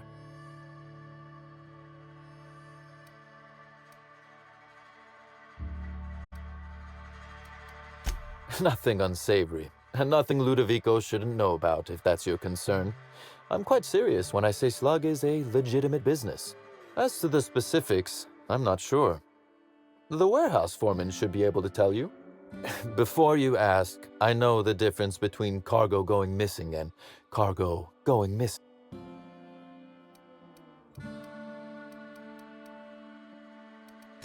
I'm not sure. I'm only confident there is one. That the thefts began mere days before Helen's untimely demise is an extraordinary coincidence. I'm not a man who believes in happenstance, Inspector. I do not trust it.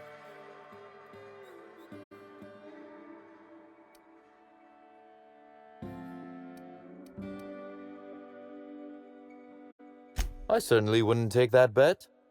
Regardless, this will be fun. You out in the field, chasing down leads, me scheming in my office, preparing to unspeakably mangle the perpetrator.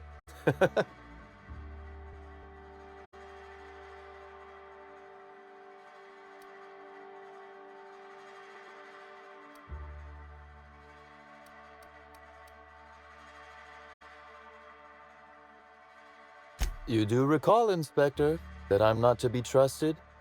But certainly. Whatever you say. You'll want to speak with Ella Tinsley, the warehouse foreman. I've cleared her as a suspect myself, but should she refuse to cooperate, shoot her. No, I'm joking. If she won't cooperate, tell me and I will shoot her.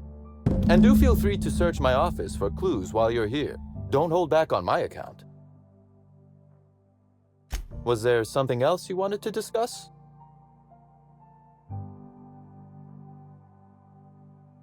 Very well. A few.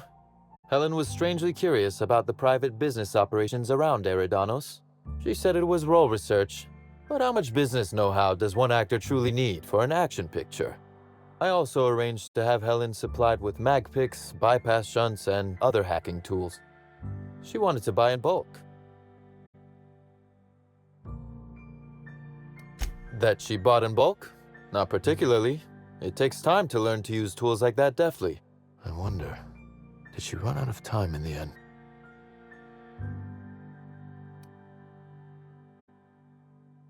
That is the question, isn't it, Inspector? Tell me, do you really believe Helen's death was a mere crime of passion? Or one of petty career jealousy?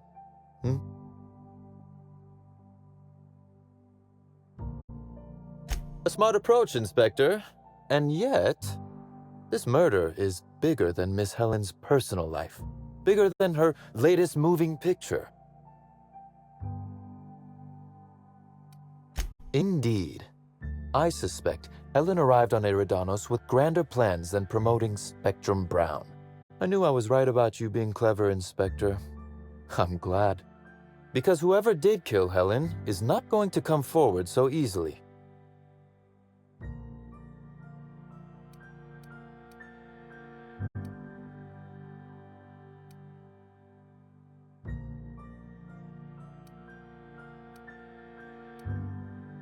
I might. I just might. Your point, Inspector?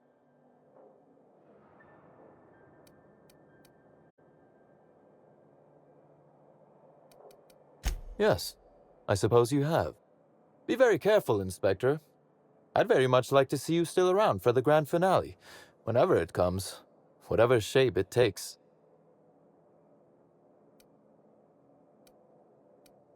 One moment, if you please, Inspector. I've answered your questions. I believe it's my turn to ask you a question now.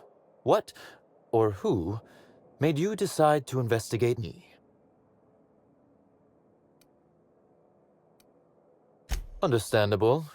A man of my standing would naturally be tied up in all this, whether he wishes to be or not. Now then, did you need anything else?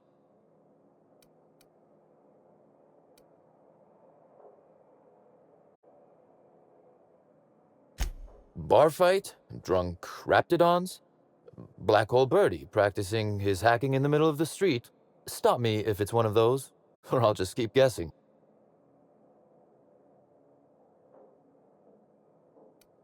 Sounds as though you've already sorted it out yourself.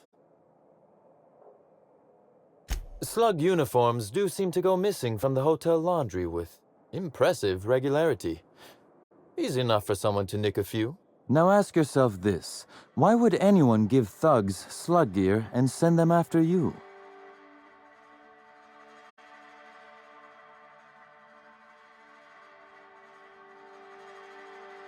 Right again, Inspector.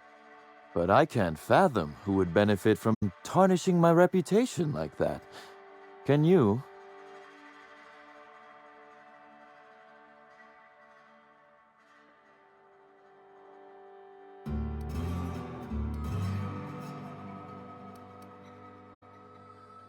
You said it, not me. So, as you've deduced, I did not send anyone from Slug after you, nor is it likely they assigned themselves that task.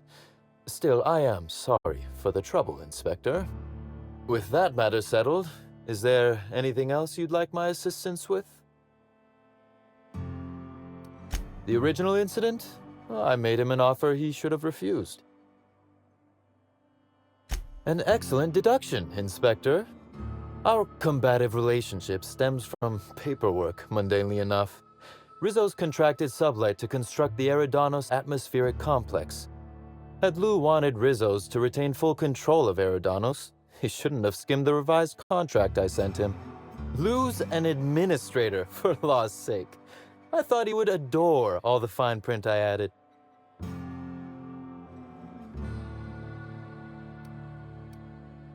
Still technically visible to the human eye, but only just. You're quite good at this. It was all perfectly legal, too, which irked Lou to no end. My power grab, as Lou called it, planted the seed of hatred.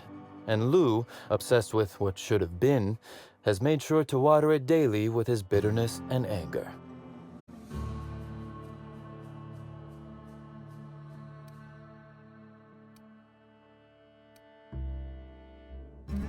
Such as?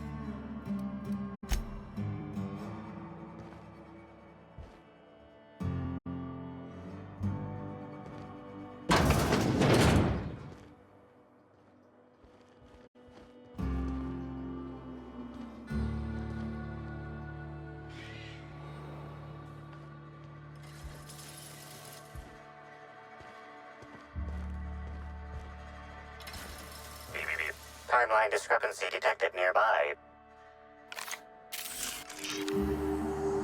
This copy of TK contains 142 fewer pages than a standard copy. The missing pages were likely removed to create sufficient space for the hidden listening device inside. Transmission receiver location unclear. Inspector, please consider speaking into the device in order to trace the transmission and reveal the receiver's location.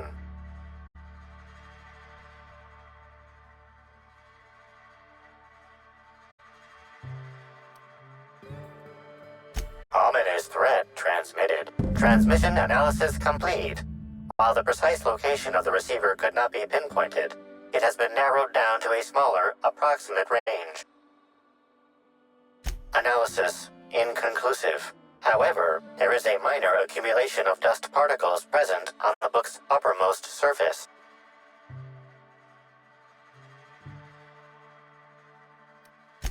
.3% of the dust particles are less than 500 micrometers in diameter. That is highly likely, Inspector. What's that you found? No, wait, don't tell me. Let's save it for the big reveal once you've solved the case.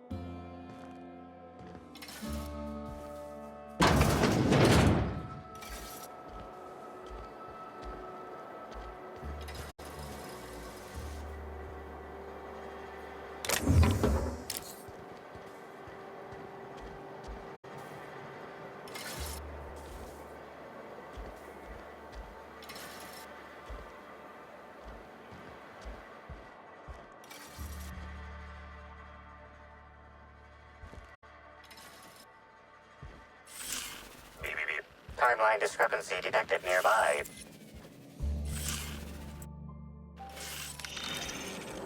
A cursory fingerprint analysis shows this display case was recently opened or closed.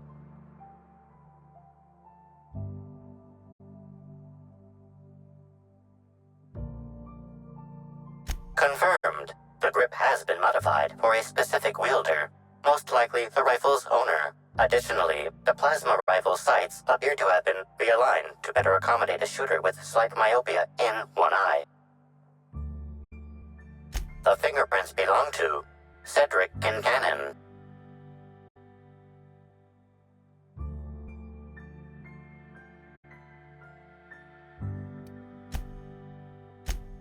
Oh, admiring my rifle. Had it custom fitted by a woman on Monarch.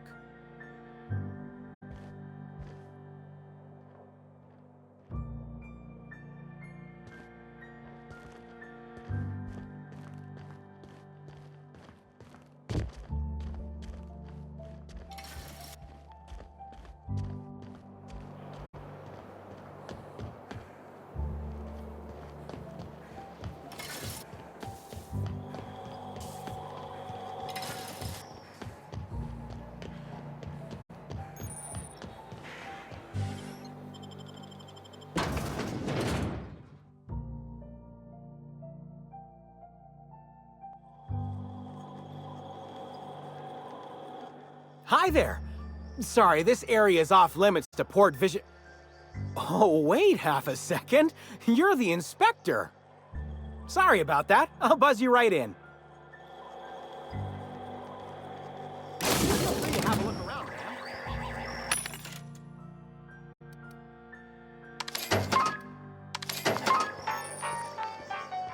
Hey, you think they keep any spare parts down here? Just wondering.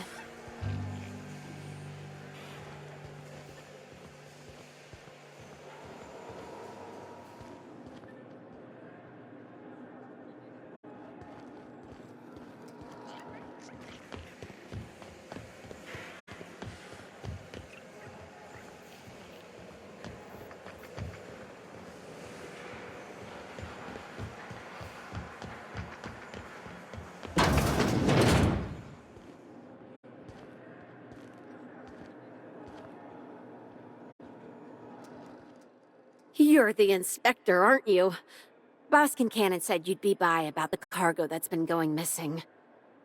Gosh, this is so neat. A real-life inspector. What's that like? Have you solved any mysteries yet? Ever had to shoot a suspect?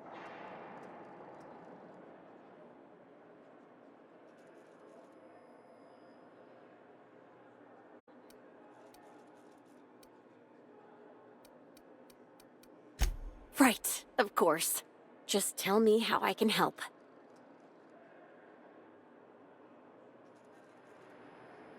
That's the weird part. There's no pattern, far as I can tell. The thefts don't make sense. I ask you, who would steal a handful of Spacer's Choice Sabers, so dull they can barely cut mud, but leave the spectrum black? Ugh. Who'd be desperate enough to want to steal a Spacer's Choice saber? Full stop.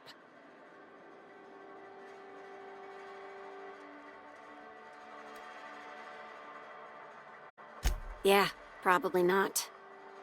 No one's dumb enough to think Spacer's Choice sabers are worth half a damn. Then there's the most recent theft, 5 boxes of pens and a couple of sodas. I can't decide which one's sadder.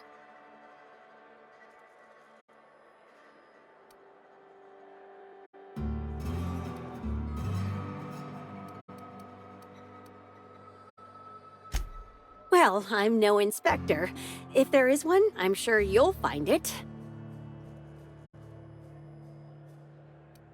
Everyone here at Freight Storage and Processing, for a start. Thing is, the cargo is going missing before the shipments even get to the warehouse. Best I can figure, it's probably getting lost in the shipping yard. As for who has access there, Benton Chan, he's the shipping yard manager. He told me it's mainly just the loading automechs that handle cargo. Nah, Benton's too lazy for crime. The extra work would kill him. Last time I asked him to check the automechs, the whole head told me he couldn't help because he was dead.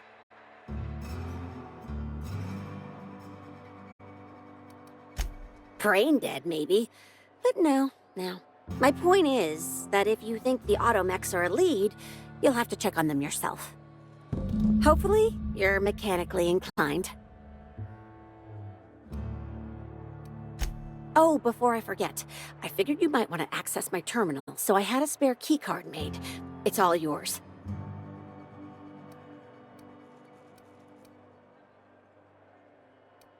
Oh no. I forgot to delete all of those incriminating messages I sent about which cargo to steal. Nah. I do have a list of cargo that's gone missing, though, if that helps any.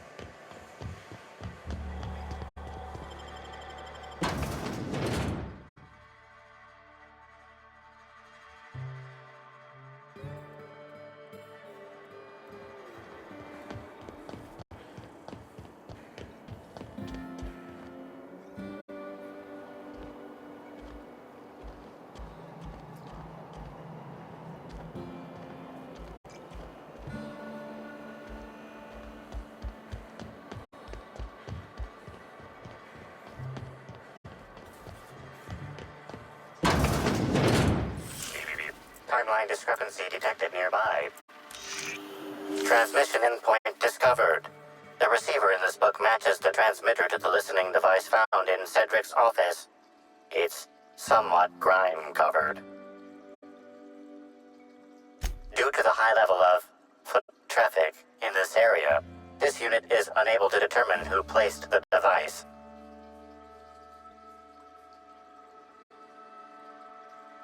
Based on the accumulated mix of sludge and detritus, the receiver has been present since approximately a week before Helen's death.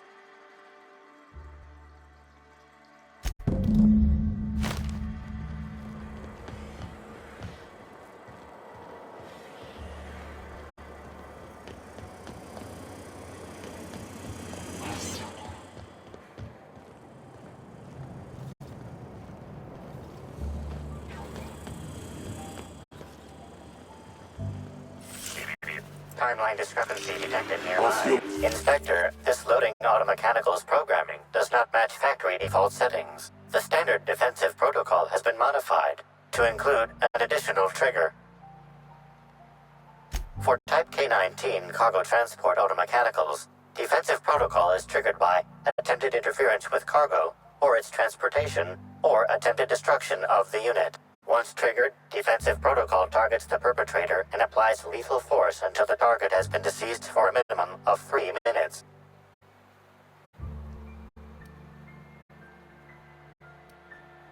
There is a directive in place to initiate defensive protocol should an unsanctioned data log installed in this automechanical be removed.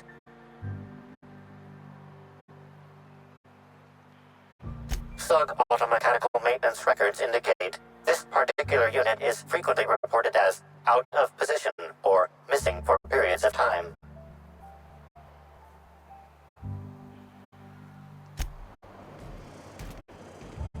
Loading automechanical unit K-14 is fully operational at 99% power. Please designate the cargo to be transported and its destination. How can this automechanical assist you?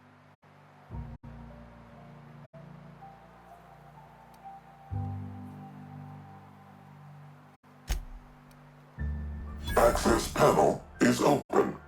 Please be sure to close the access panel when you are done.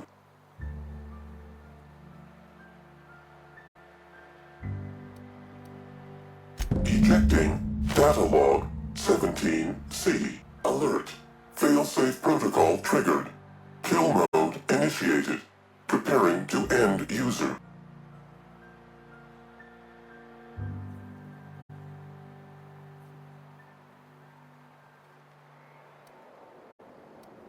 Understood. This unit is programmed to facilitate user queries. Kill mode, pause. User termination, to follow.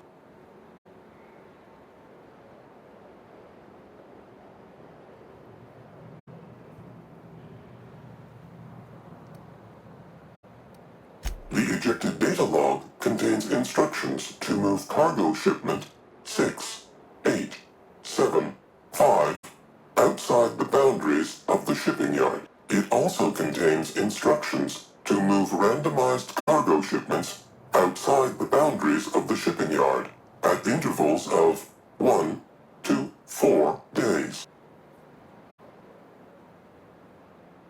Apologies.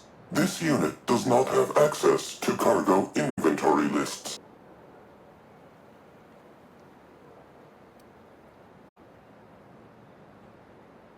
Kill mode re-engaged.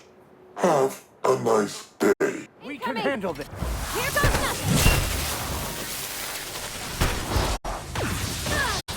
Never anger a man of the cloth.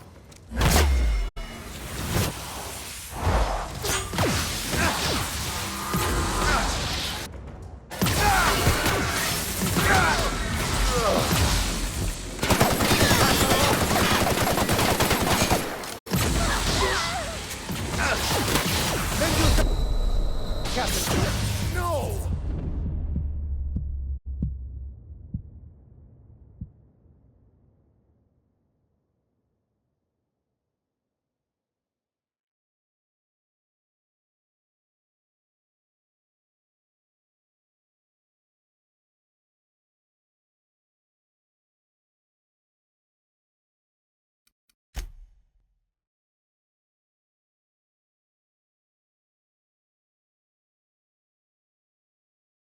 This'll be quick.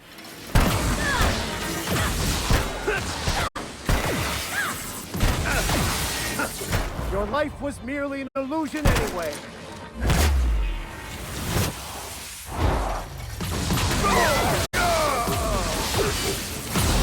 Careful, you're hurt!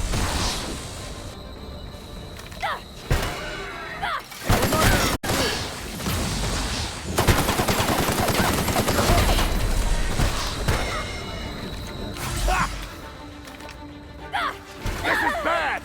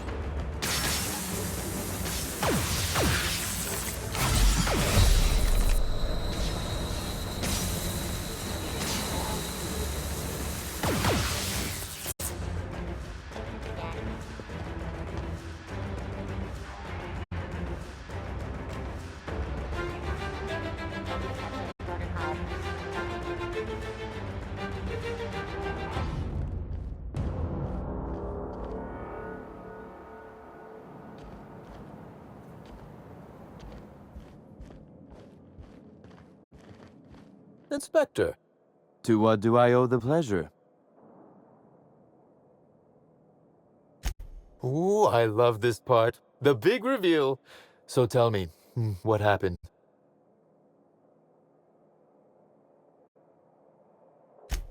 What makes you say that? Damn, you're good. Hacking the Automex. So that was our skimmer's game. But why? Everything that was stolen has seemed random. I certainly see no pattern. So, our culprit had something specific they wished to acquire and used the random theft as a smokescreen. I must say, Inspector, you've done excellent work on this case. Then that just leaves how the culprit knew where their true target would be, or indeed, that slug would soon possess it.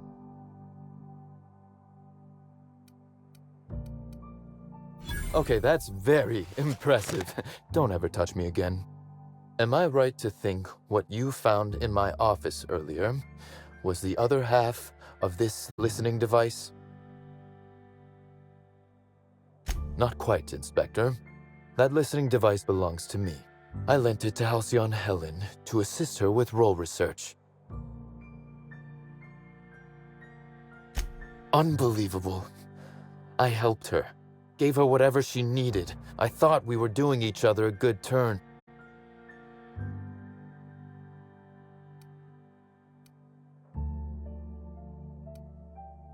I can't begin to guess at her motive. If it was to spit in my face, she'd be pleased to know she succeeded. This is a betrayal, Inspector. I do not take betrayal lightly.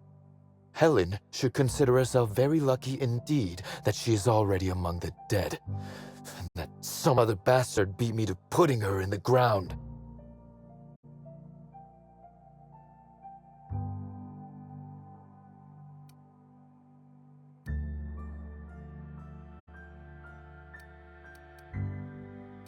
Yes, I suppose we have. There is, however, a slight chronological incongruency to it. I now have a motive to kill Halcyon Helen, but Halcyon Helen is already dead. If I'd known Helen was stealing from me, I may very well have killed her, or had her killed. Alas, I did not.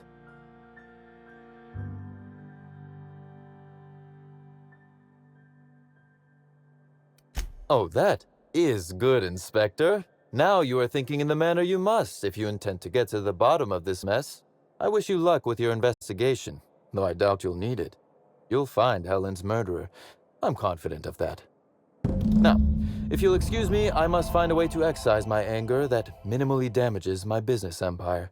I expect it will involve shooting quite a lot of guns.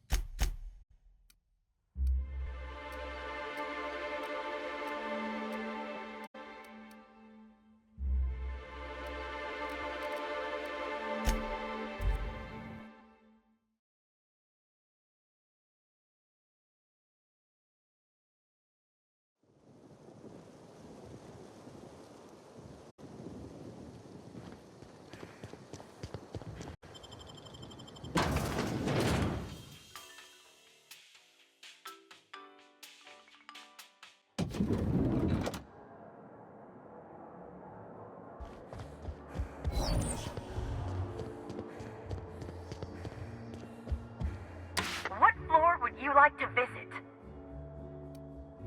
Next stop, the finest seat in the house.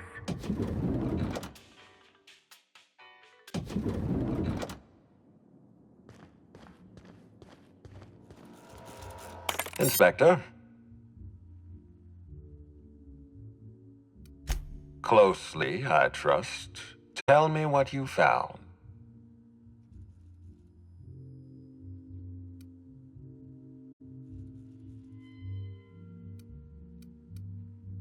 Of course he's got an alibi. He runs Sublight Underground.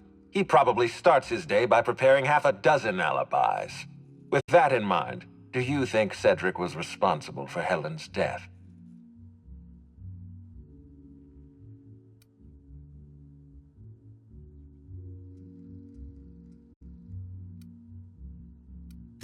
No motive.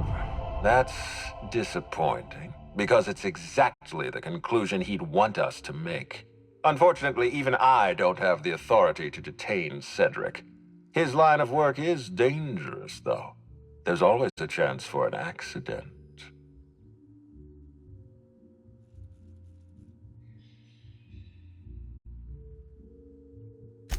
Well, I'm glad to hear that. I've already lost Dr. Blossom and Constable Keene, but at least Cedric's alive. The universe is a just place. I've been waiting for this. Tell me, Inspector, who killed Halcyon Helen?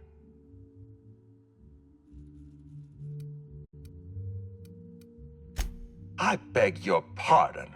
You think I killed Halcyon Helen?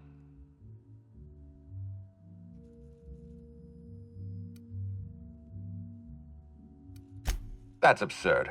What do you think this is? Some two-bit crime drama where the villain gives himself away in the opening act? I expect you to deliver the name of Helen's killer. I expect you to deliver results, Inspector. And if you can't withstand the pressure, then I expect you to resign. We're done. Your services are no longer necessary.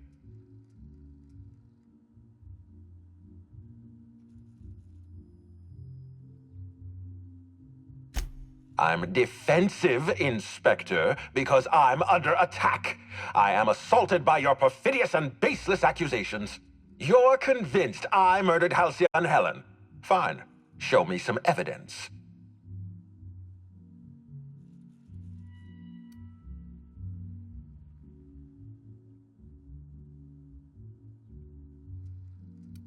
Are you insane, or do you take me for a fool? No, I'm not going to wait. You had your chance. Wait, don't move a muscle. Someone's just tripped my alarm. And my security defenses. And killed my patrols. The distillery is under attack. Someone's after me, Inspector. I need you over here right now.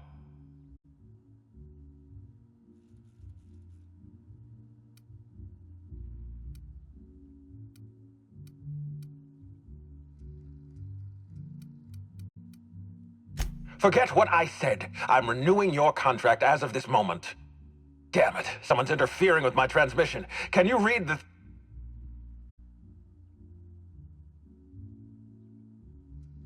Whoever the real killer is, I got a feeling they're going after Mr. Ludovico. We need to catch up to him. Fast. I guess, if we have to. Getting kind of tired of kicking my heels up in the penthouse all day. All right. I got nothing going on. We should definitely go. As for helping him, maybe we take the wait-and-see approach? From the depths of Terra 2 to the heights of Eridanos, there's no mess that your SAM unit can't unstick, unclog, or unsully. Think of this as an opportunity to teach Mr. Ludovico the importance of compassion.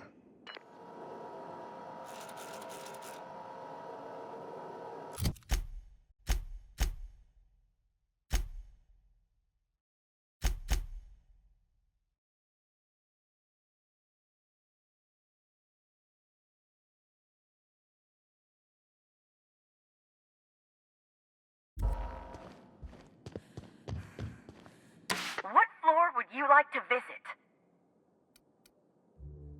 To the lobby we go!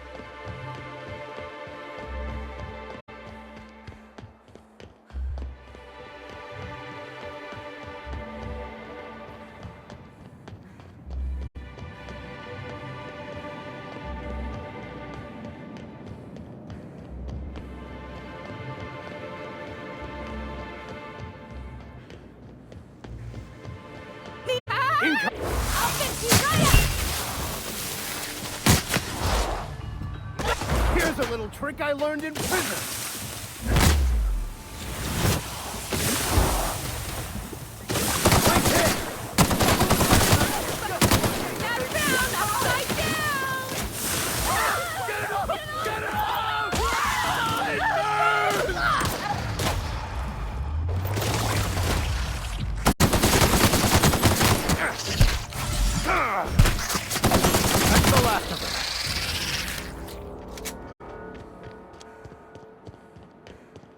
I've said it before, but a nice, beautiful facade often hides a deep darkness within.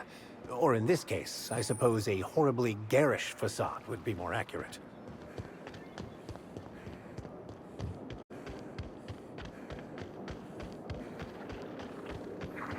Did I hear something? We got it!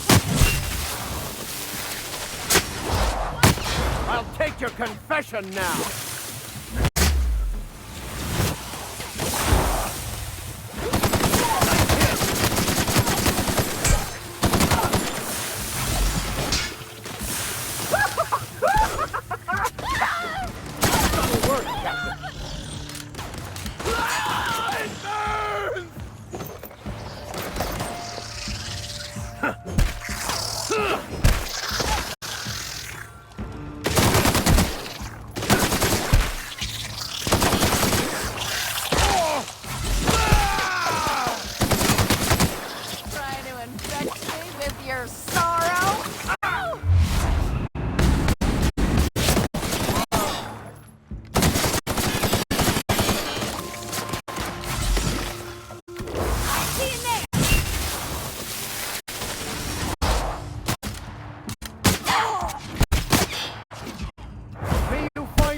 In death.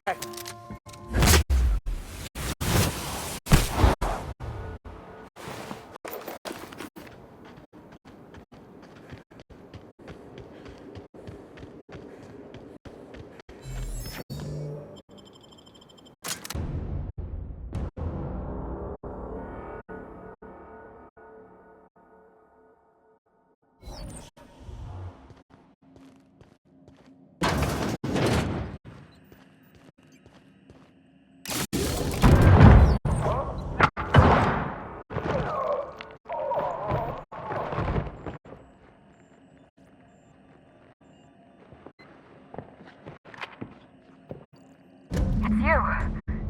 I had a feeling you'd catch up to me sooner or later, Inspector. I was just hoping you'd find me standing over the administrator's corpse. What in law's name? Halcyon Helen, how are you still alive? Oh, is that Ludovico I hear? Perfect. I'm so glad he's still in the building. Would you mind letting him know I'm about to blow his whole operation to flinders?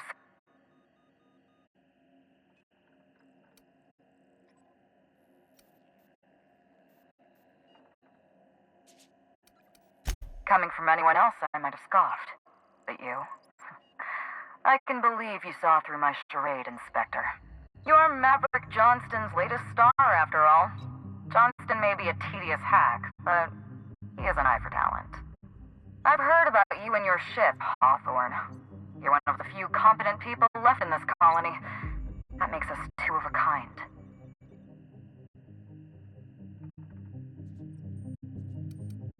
She was much more to me than a body double. Halcyon Helen was never one person. I shared this role with my twin sister, Belinda. That must have been her sister in the ballroom. I can't imagine what she's going through right now. Two people inhabiting the same life. Existentially challenging, philosophically speaking. My condolences. Must feel like you literally lost part of yourself. Linda and I were the best kept secret in the business. Nobody could tell us apart. And certainly not a peevish, petty, miserable little worm like Quentin Ludovico. So when I discovered the truth, when I realized what Ludovico was about to unleash on this colony, Belinda paid the price.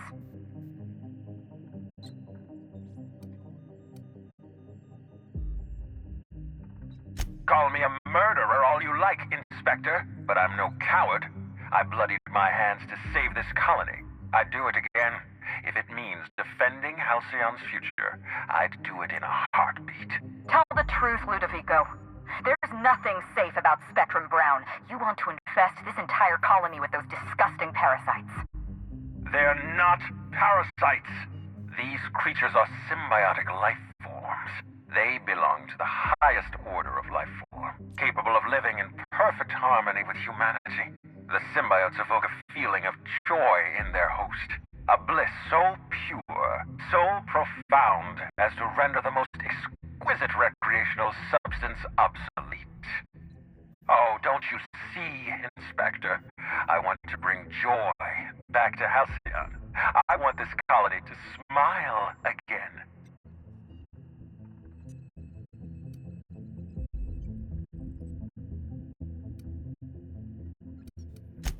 A host only turns violent if they're carrying too many symbiotes, or if they see you as a threat.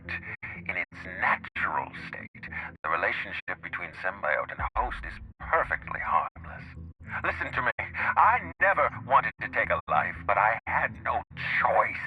I couldn't let anyone destroy this colony's only chance at real happiness. But what about Helen? What about all the innocent people she's killed? No one I crossed off was innocent.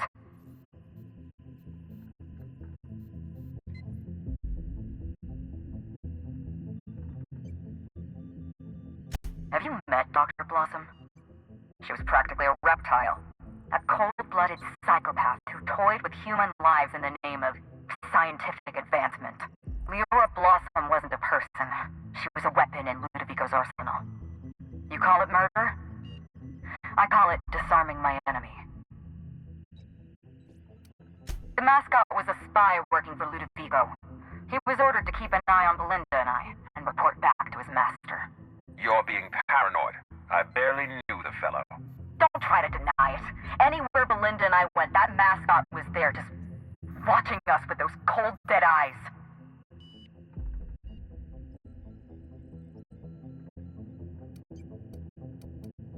He was a Rizzo's employee. He belonged to Ludovico's horrible little family of grinning idiots. Dr. Leora Blossom, Maria Keene, that flackwit of a mascot. They were standing between me and Ludovico, so I did what I had to do. I went through them. She was on Ludovico's side. When she realized I was alive, she refused to stay silent. I gave Maria a chance. I told her about Belinda. I asked for her help, but she turned me down. She was honor-bound to report me to Ludovico. Maria had a duty to her company, and I had a duty to Belinda. We both did what we had to. But in the end, I was the faster shot. You know what you need to do. Help me avenge Belinda. Help me put a stop to this. Don't listen to her. Listen to me. Throw in with Helen and you destroy Halcyon's only chance at real happiness. Think of the future, Inspector. A lifetime of bliss and joy for every colonist in Halcyon. We can make that happen.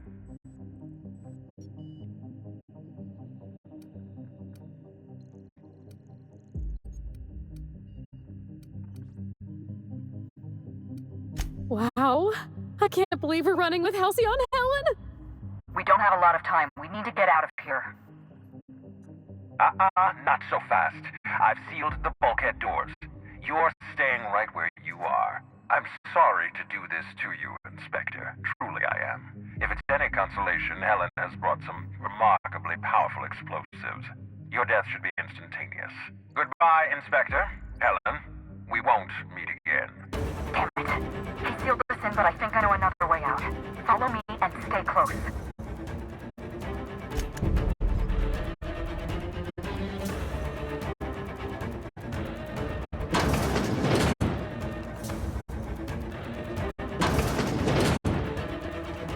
Head through that door. There's another way out.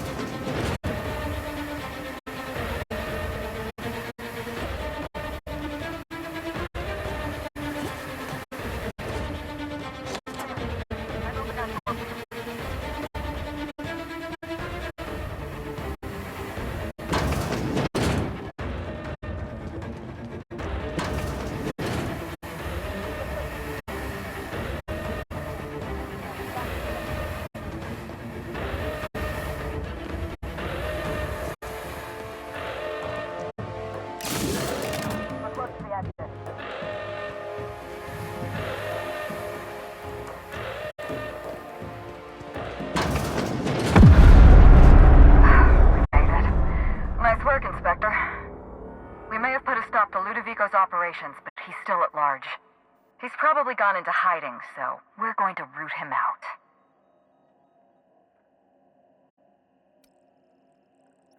This entire complex has been exposed to those parasites. Law only knows how many they've infected. Most of them won't even know they're carrying a parasite inside of them. If they're showing symptoms, it's probably already too late. Boundless energy, insufferable joy, an almost saccharine attitude of optimism. Then just like that, parasites bursting out of their bodies, fat and wriggling with vital energy. You're a step ahead of me, Inspector. Clearly a woman of many talents. An airborne pesticide of some kind. I think you may be onto something. Let's meet back at your penthouse. We'll ready our next move.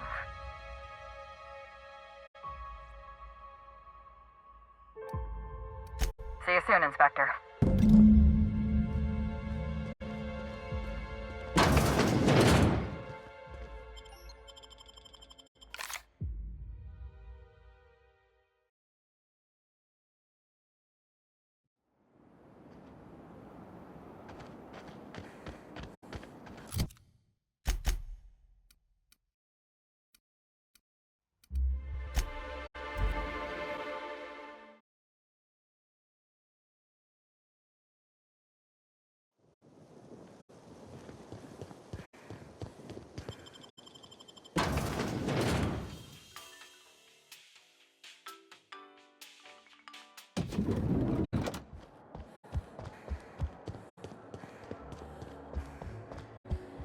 What floor would you like to visit?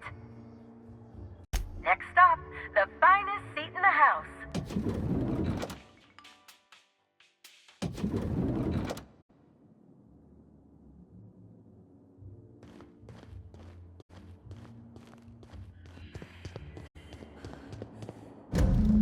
It's strange.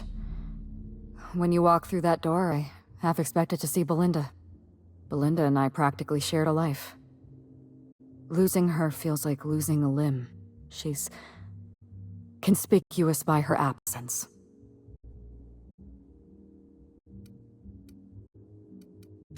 Thank you, but no. I can't grieve properly while Ludovico's still breathing. So let's see if we can't solve that problem first. We shut down Ludovico's distillation plant, but he's not going to sit idly by. If he can't use Spectrum Brown to infect the colony, he'll resort to some kind of backup plan. I stole this formula from Dr. Blossom, a failed prototype of Spectrum Brown. Look at this. The prototype had the opposite effect, and actually made you immune to the parasites.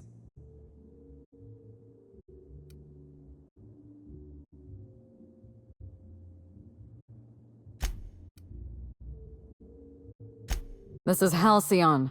Everyone's already miserable. A little more despair isn't gonna make a difference. We're going to need 2 ingredients.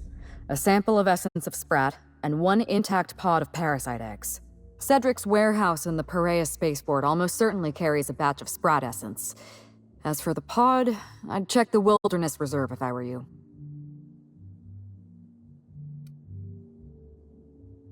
I'm glad one of us is an expert. Most of what I know is based on Dr. Blossom's notes. Here's what I understand. Sprats have an adaptive immune system. They don't suffer from the diseases and parasites they carry. It's one reason why you'll see them in every corner of the colony. Dr. Blossom experimented with Sprats and accidentally discovered a way to become immune to the parasites. That's probably when she decided to switch to human testing. You're a scientist and an inspector? You really are full of surprises. I borrowed a centrifuge from the research lab. Used the ingredients to synthesize an antiparasitic. I'm glad I could count on your expertise. Once you're finished, head to the pilot house. We'll hijack the control system and disperse the cure into the atmosphere. That should kill off most of the parasites. Are you worried I'm gonna shoot you in the back?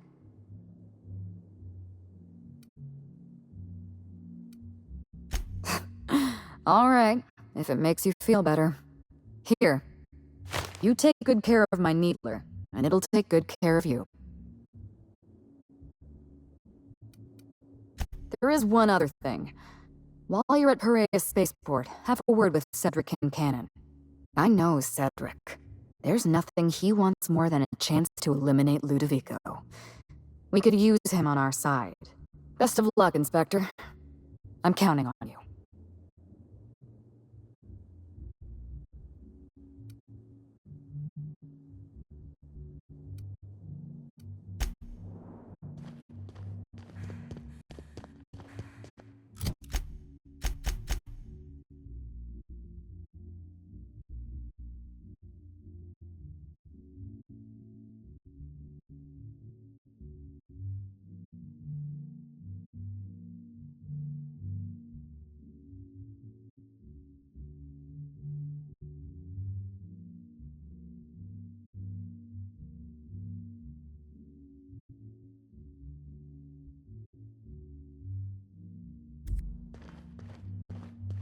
What floor would you like to visit?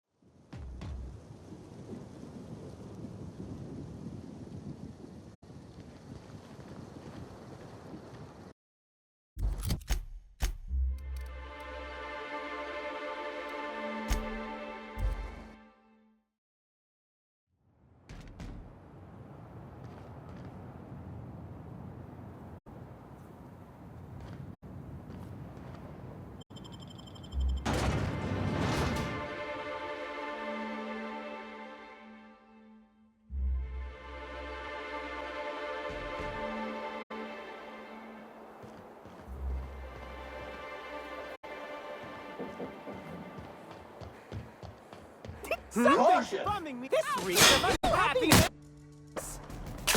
I've had quite enough of you!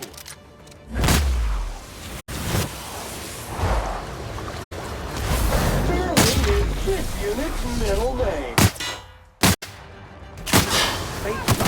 Today. Take out the trash. I just want to say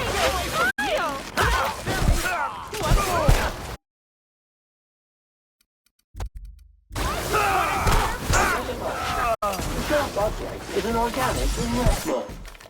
Clean cycle complete.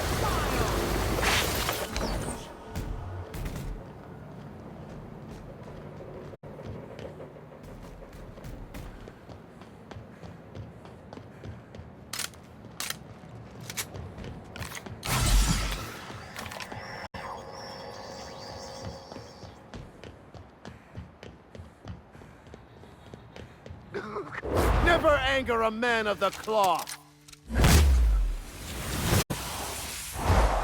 Clean cycle up to industrial stain. I just wanted to make you smile!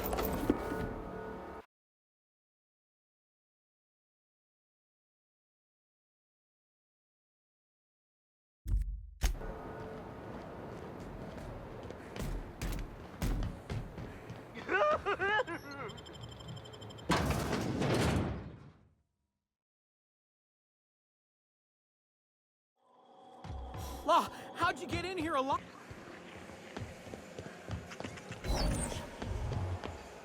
Inspector, you made it. Well done.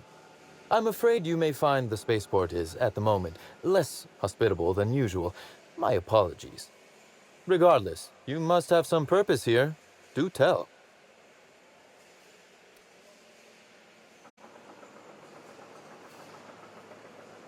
With Helen, you don't say.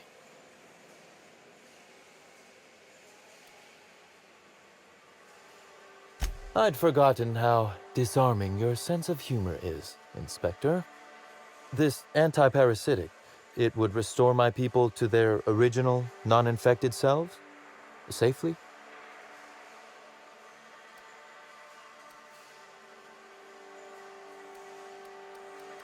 Well, I'll take my people's probable cure over their guaranteed death. Coincidentally enough, Slut can supply you with Essence of Sprat. Ella Tinsley, the warehouse foreman, you remember her? There's a package on the desk in her office. You'll find the essence of Sprat you need in there.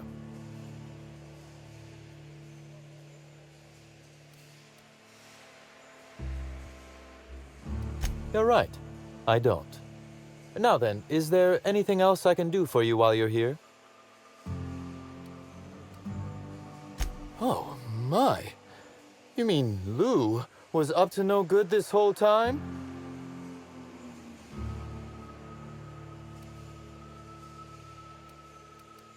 I may hold you to that. But tell me, why should I help you, Inspector?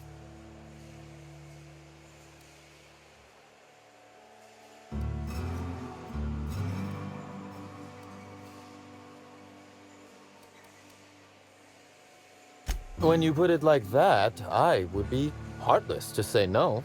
You can expect Slug support. I'll arrange for my agents to meet you at the distillation station.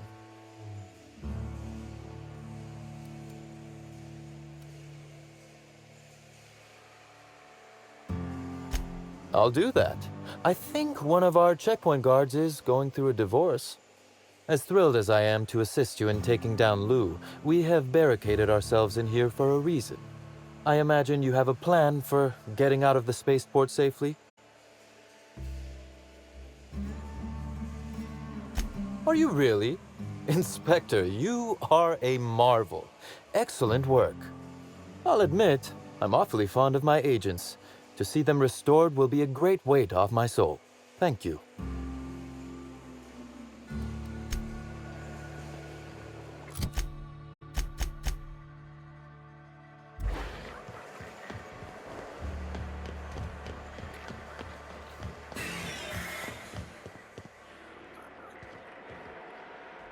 Sprats are the #1 spreader of Viles disease, and as such are some of the most reviled creatures in the Halcyon system. Got a Sprat problem? Sam is licensed to kill, literally.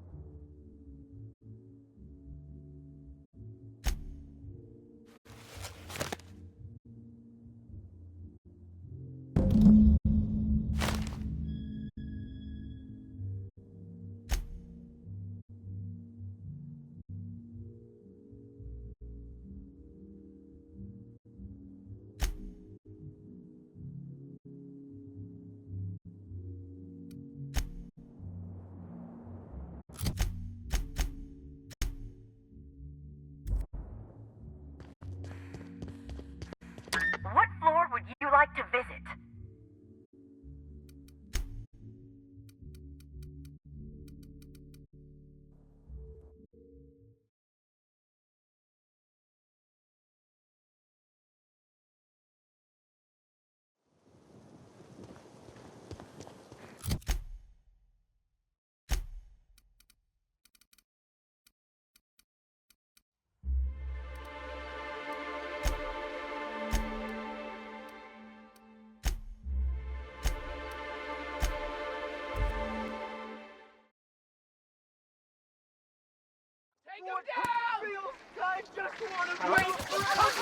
Watch out, Captain! My kind of Anyone else? I'll show you happiness! We are victorious. Watch yourself! You're hurt! Take cover! I'll take your confession now!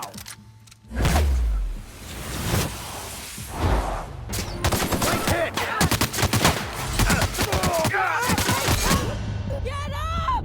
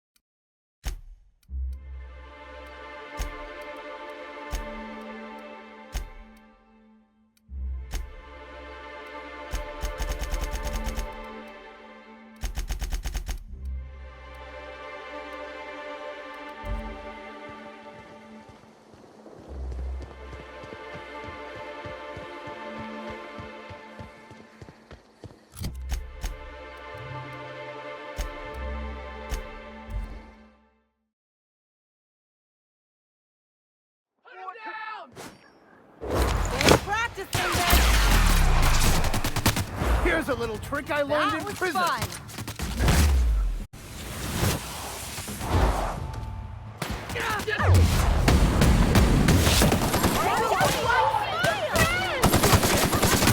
Don't mess with us. Be your friend. Waste of company ammo.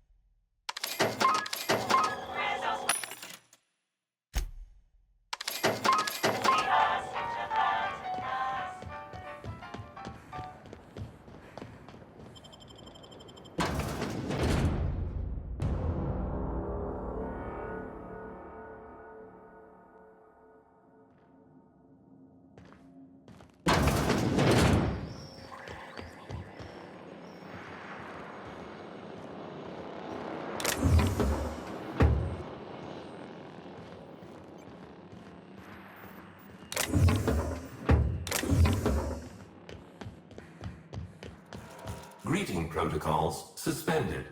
All non-essential protocols suspended. Phaeton is standing by for larval compound dispersal.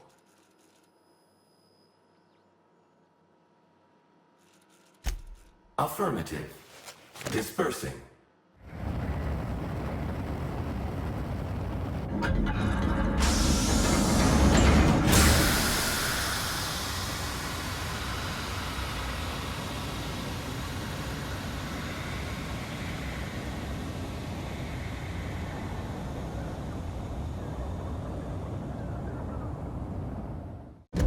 Incoming message from Rizzo's distillation station. What have you done? What in law's name have you done? You hijacked our atmosphere. Are you trying to kill us all? No. You're trying to kill my symbiotes. I'm not going to let you destroy everything I've built. I can still fix this. I can undo the damage you've done. End of transmission.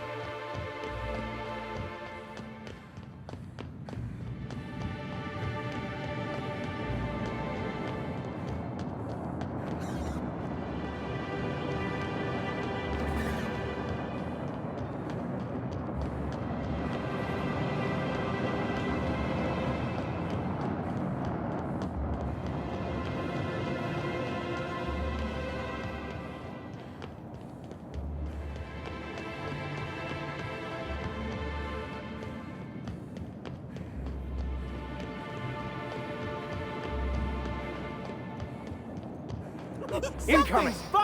I'll take your confession now!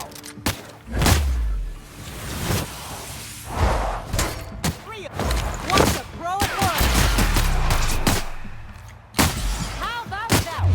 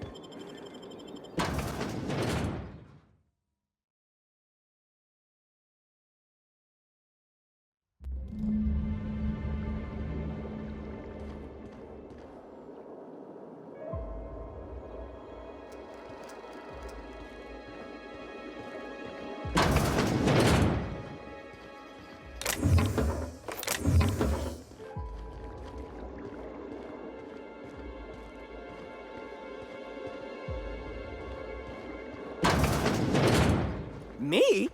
Here they come. Here we go! Never anger a man of the like cloth.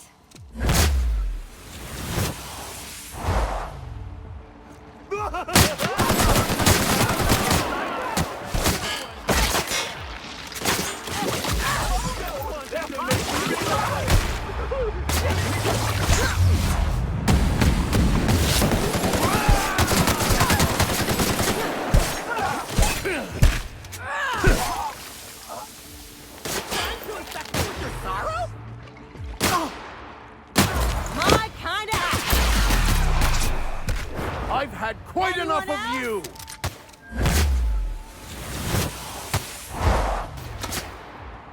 feels good!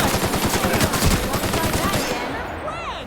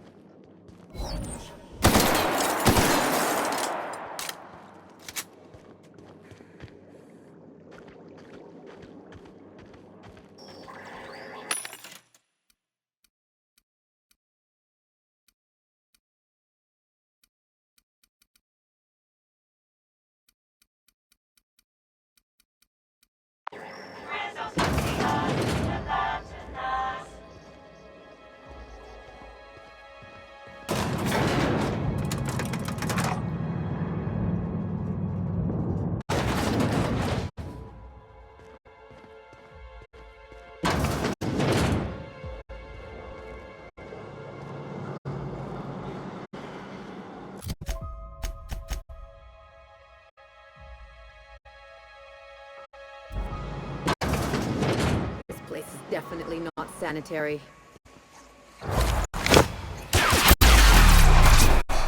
Your life was merely an illusion like anyway.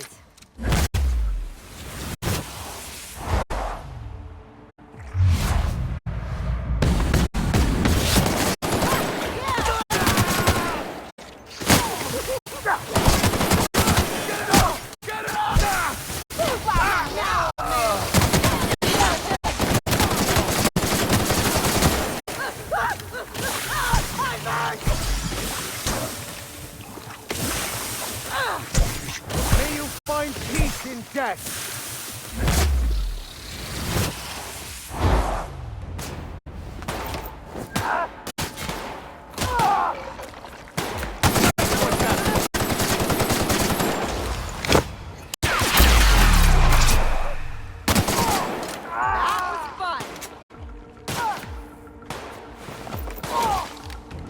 Everyone all right? I just want to be your friend!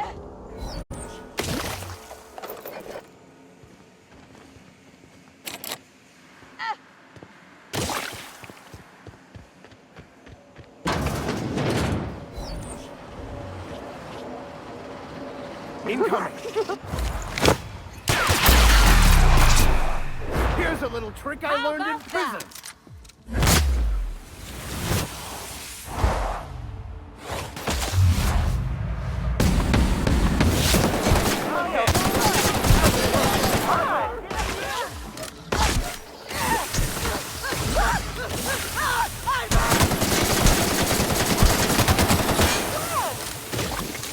Trying to infect me with your sorrows?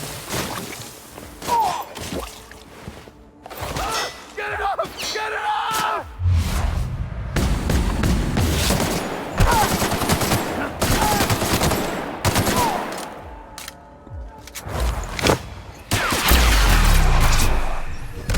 May you find peace in death.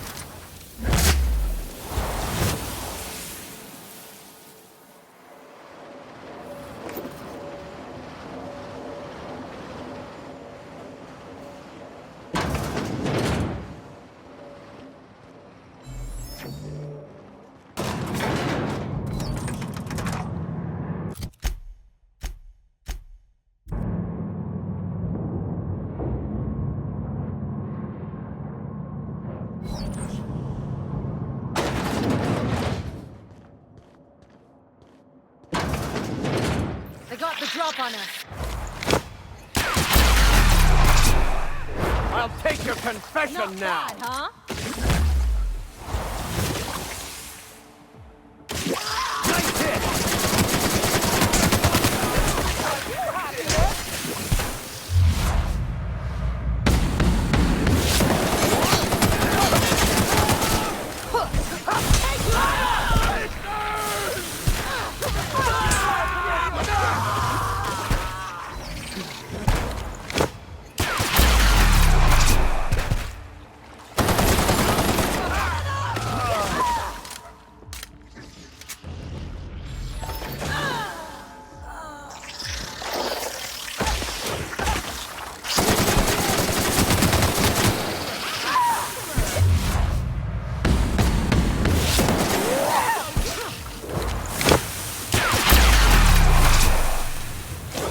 Anyone else? Just wanted to make you smile!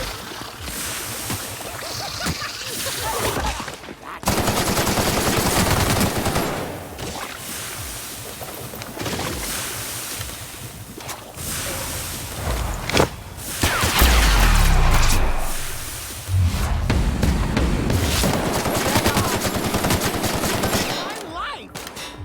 Real funny. Giving me I want to be your friend.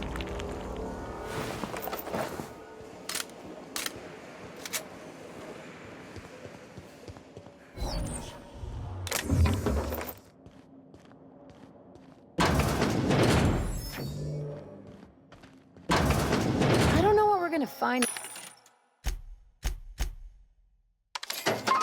in there, but based on what we've seen so far, I'd say be ready for anything.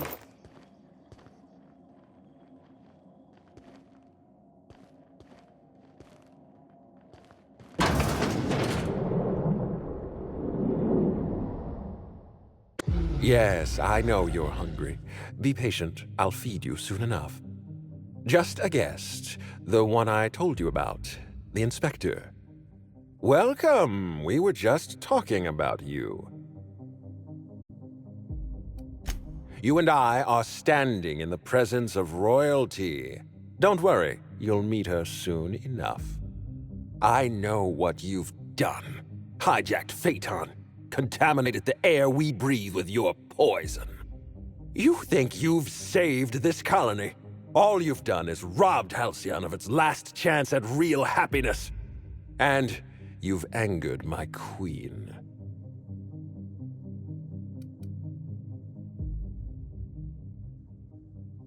I don't know. I must admit, I find myself somewhat fascinated by his bizarre diatribe. Nope. Here's what's going to happen. I'm going to feed you to the queen, and then I'm going to find a way to repair the damage you've done. Don't be afraid. She can smell fear, and it makes her absolutely ravenous. Your Highness! Dinner is served. Wait, no, not me. Damn! Merciful law! Stop!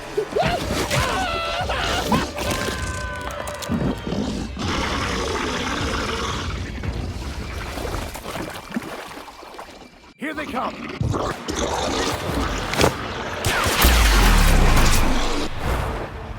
Just like that!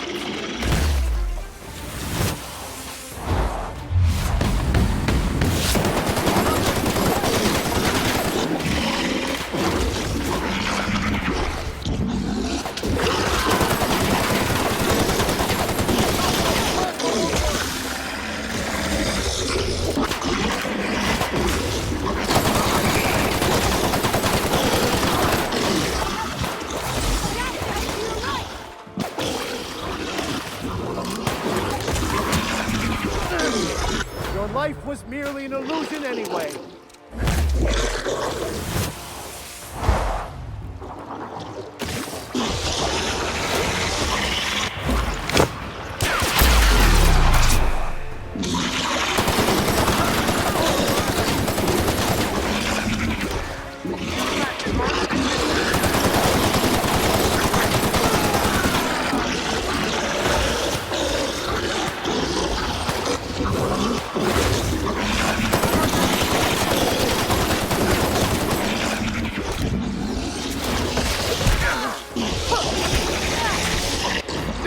anger a man of the cloth.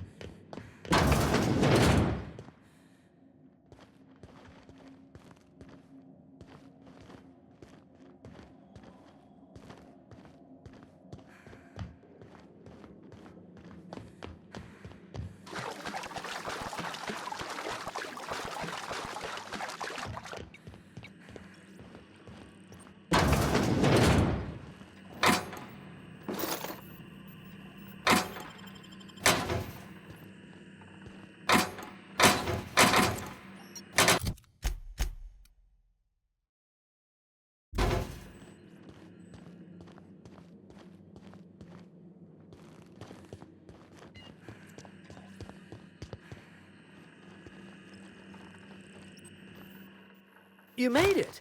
I guess happy customers really are repeat customers. Here, I had something I wanted to give you. This is a golden ticket, good for one free tour of the Purpleberry Orchards. This is my way of showing you that I appreciate you just for being alive.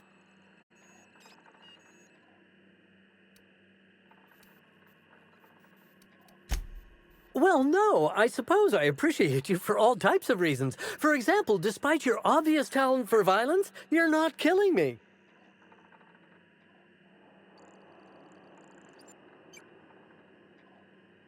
That's a reasonable point, friend, but it turns out you didn't need my help at all.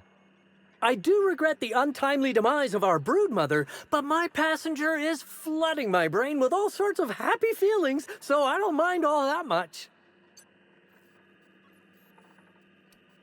Oh, that's what I call the slug I've bonded with. It's gonna be a part of me until I pass through the gates of oblivion and my atoms scatter into the void. Sounds like what you need is a passenger of your own.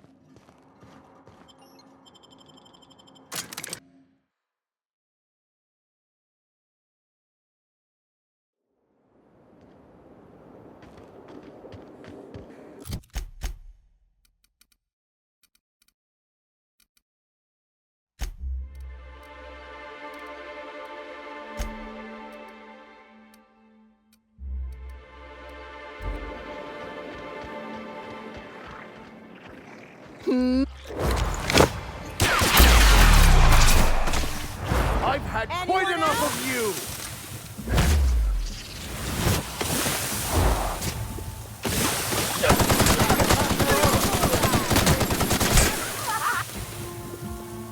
Join us! You'll be happy to your sorrow! Get it up! Get it up!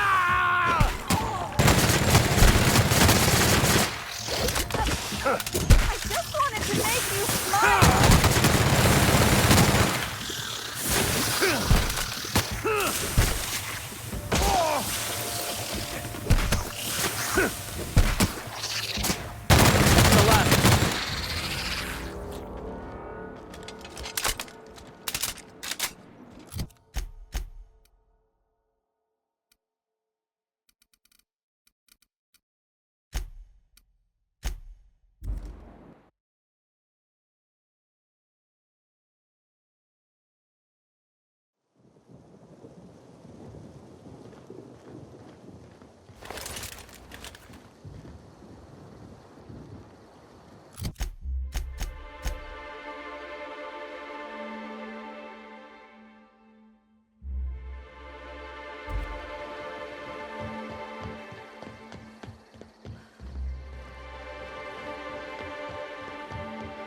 You've done us a great service here, Inspector.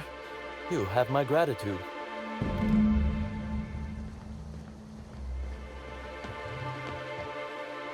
I must have dreamed up 100 different ways to kill Ludovico. I'll be honest, eaten alive by the Queen of the Brain Slugs wasn't on that list. Is that so strange? I imagined this moment would be a little more cathartic. But Belinda's still gone, and I don't feel all that different.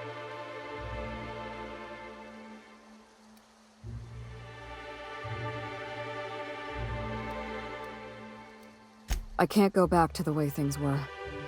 I can't return to my old life because it was never my life to begin with. It was shared. Never mind, you don't need to listen to this. Thank you again for your help, Captain. I never would have made it this far without you.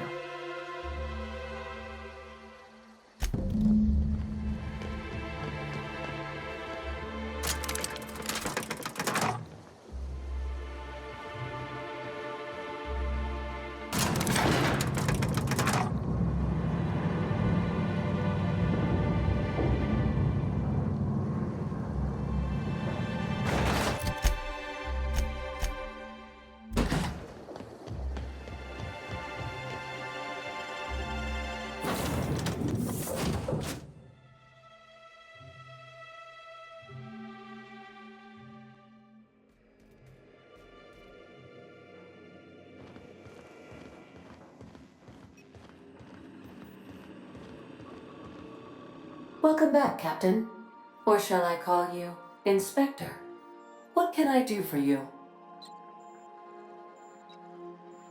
During your absence, I passed the time by simulating a number of hypothetical conclusions to this case. Unfortunately, my understanding of the facts is limited, and my appraisal of the individuals involved is not flattering.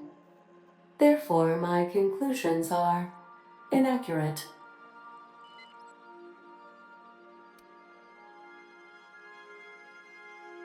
My simulations have yielded several possible causes of death.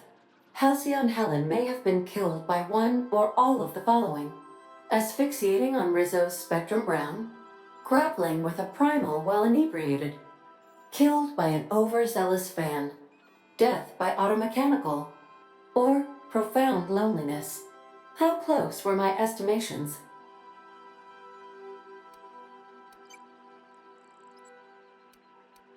Please do so. That seems impossible. Can you elaborate for me? Interesting. I did not account for the possibility of multiple identities in my simulations. This information is valuable to me. I will update my behavior simulation protocol accordingly. Thank you, Captain. How can I be of assistance? I'll be here.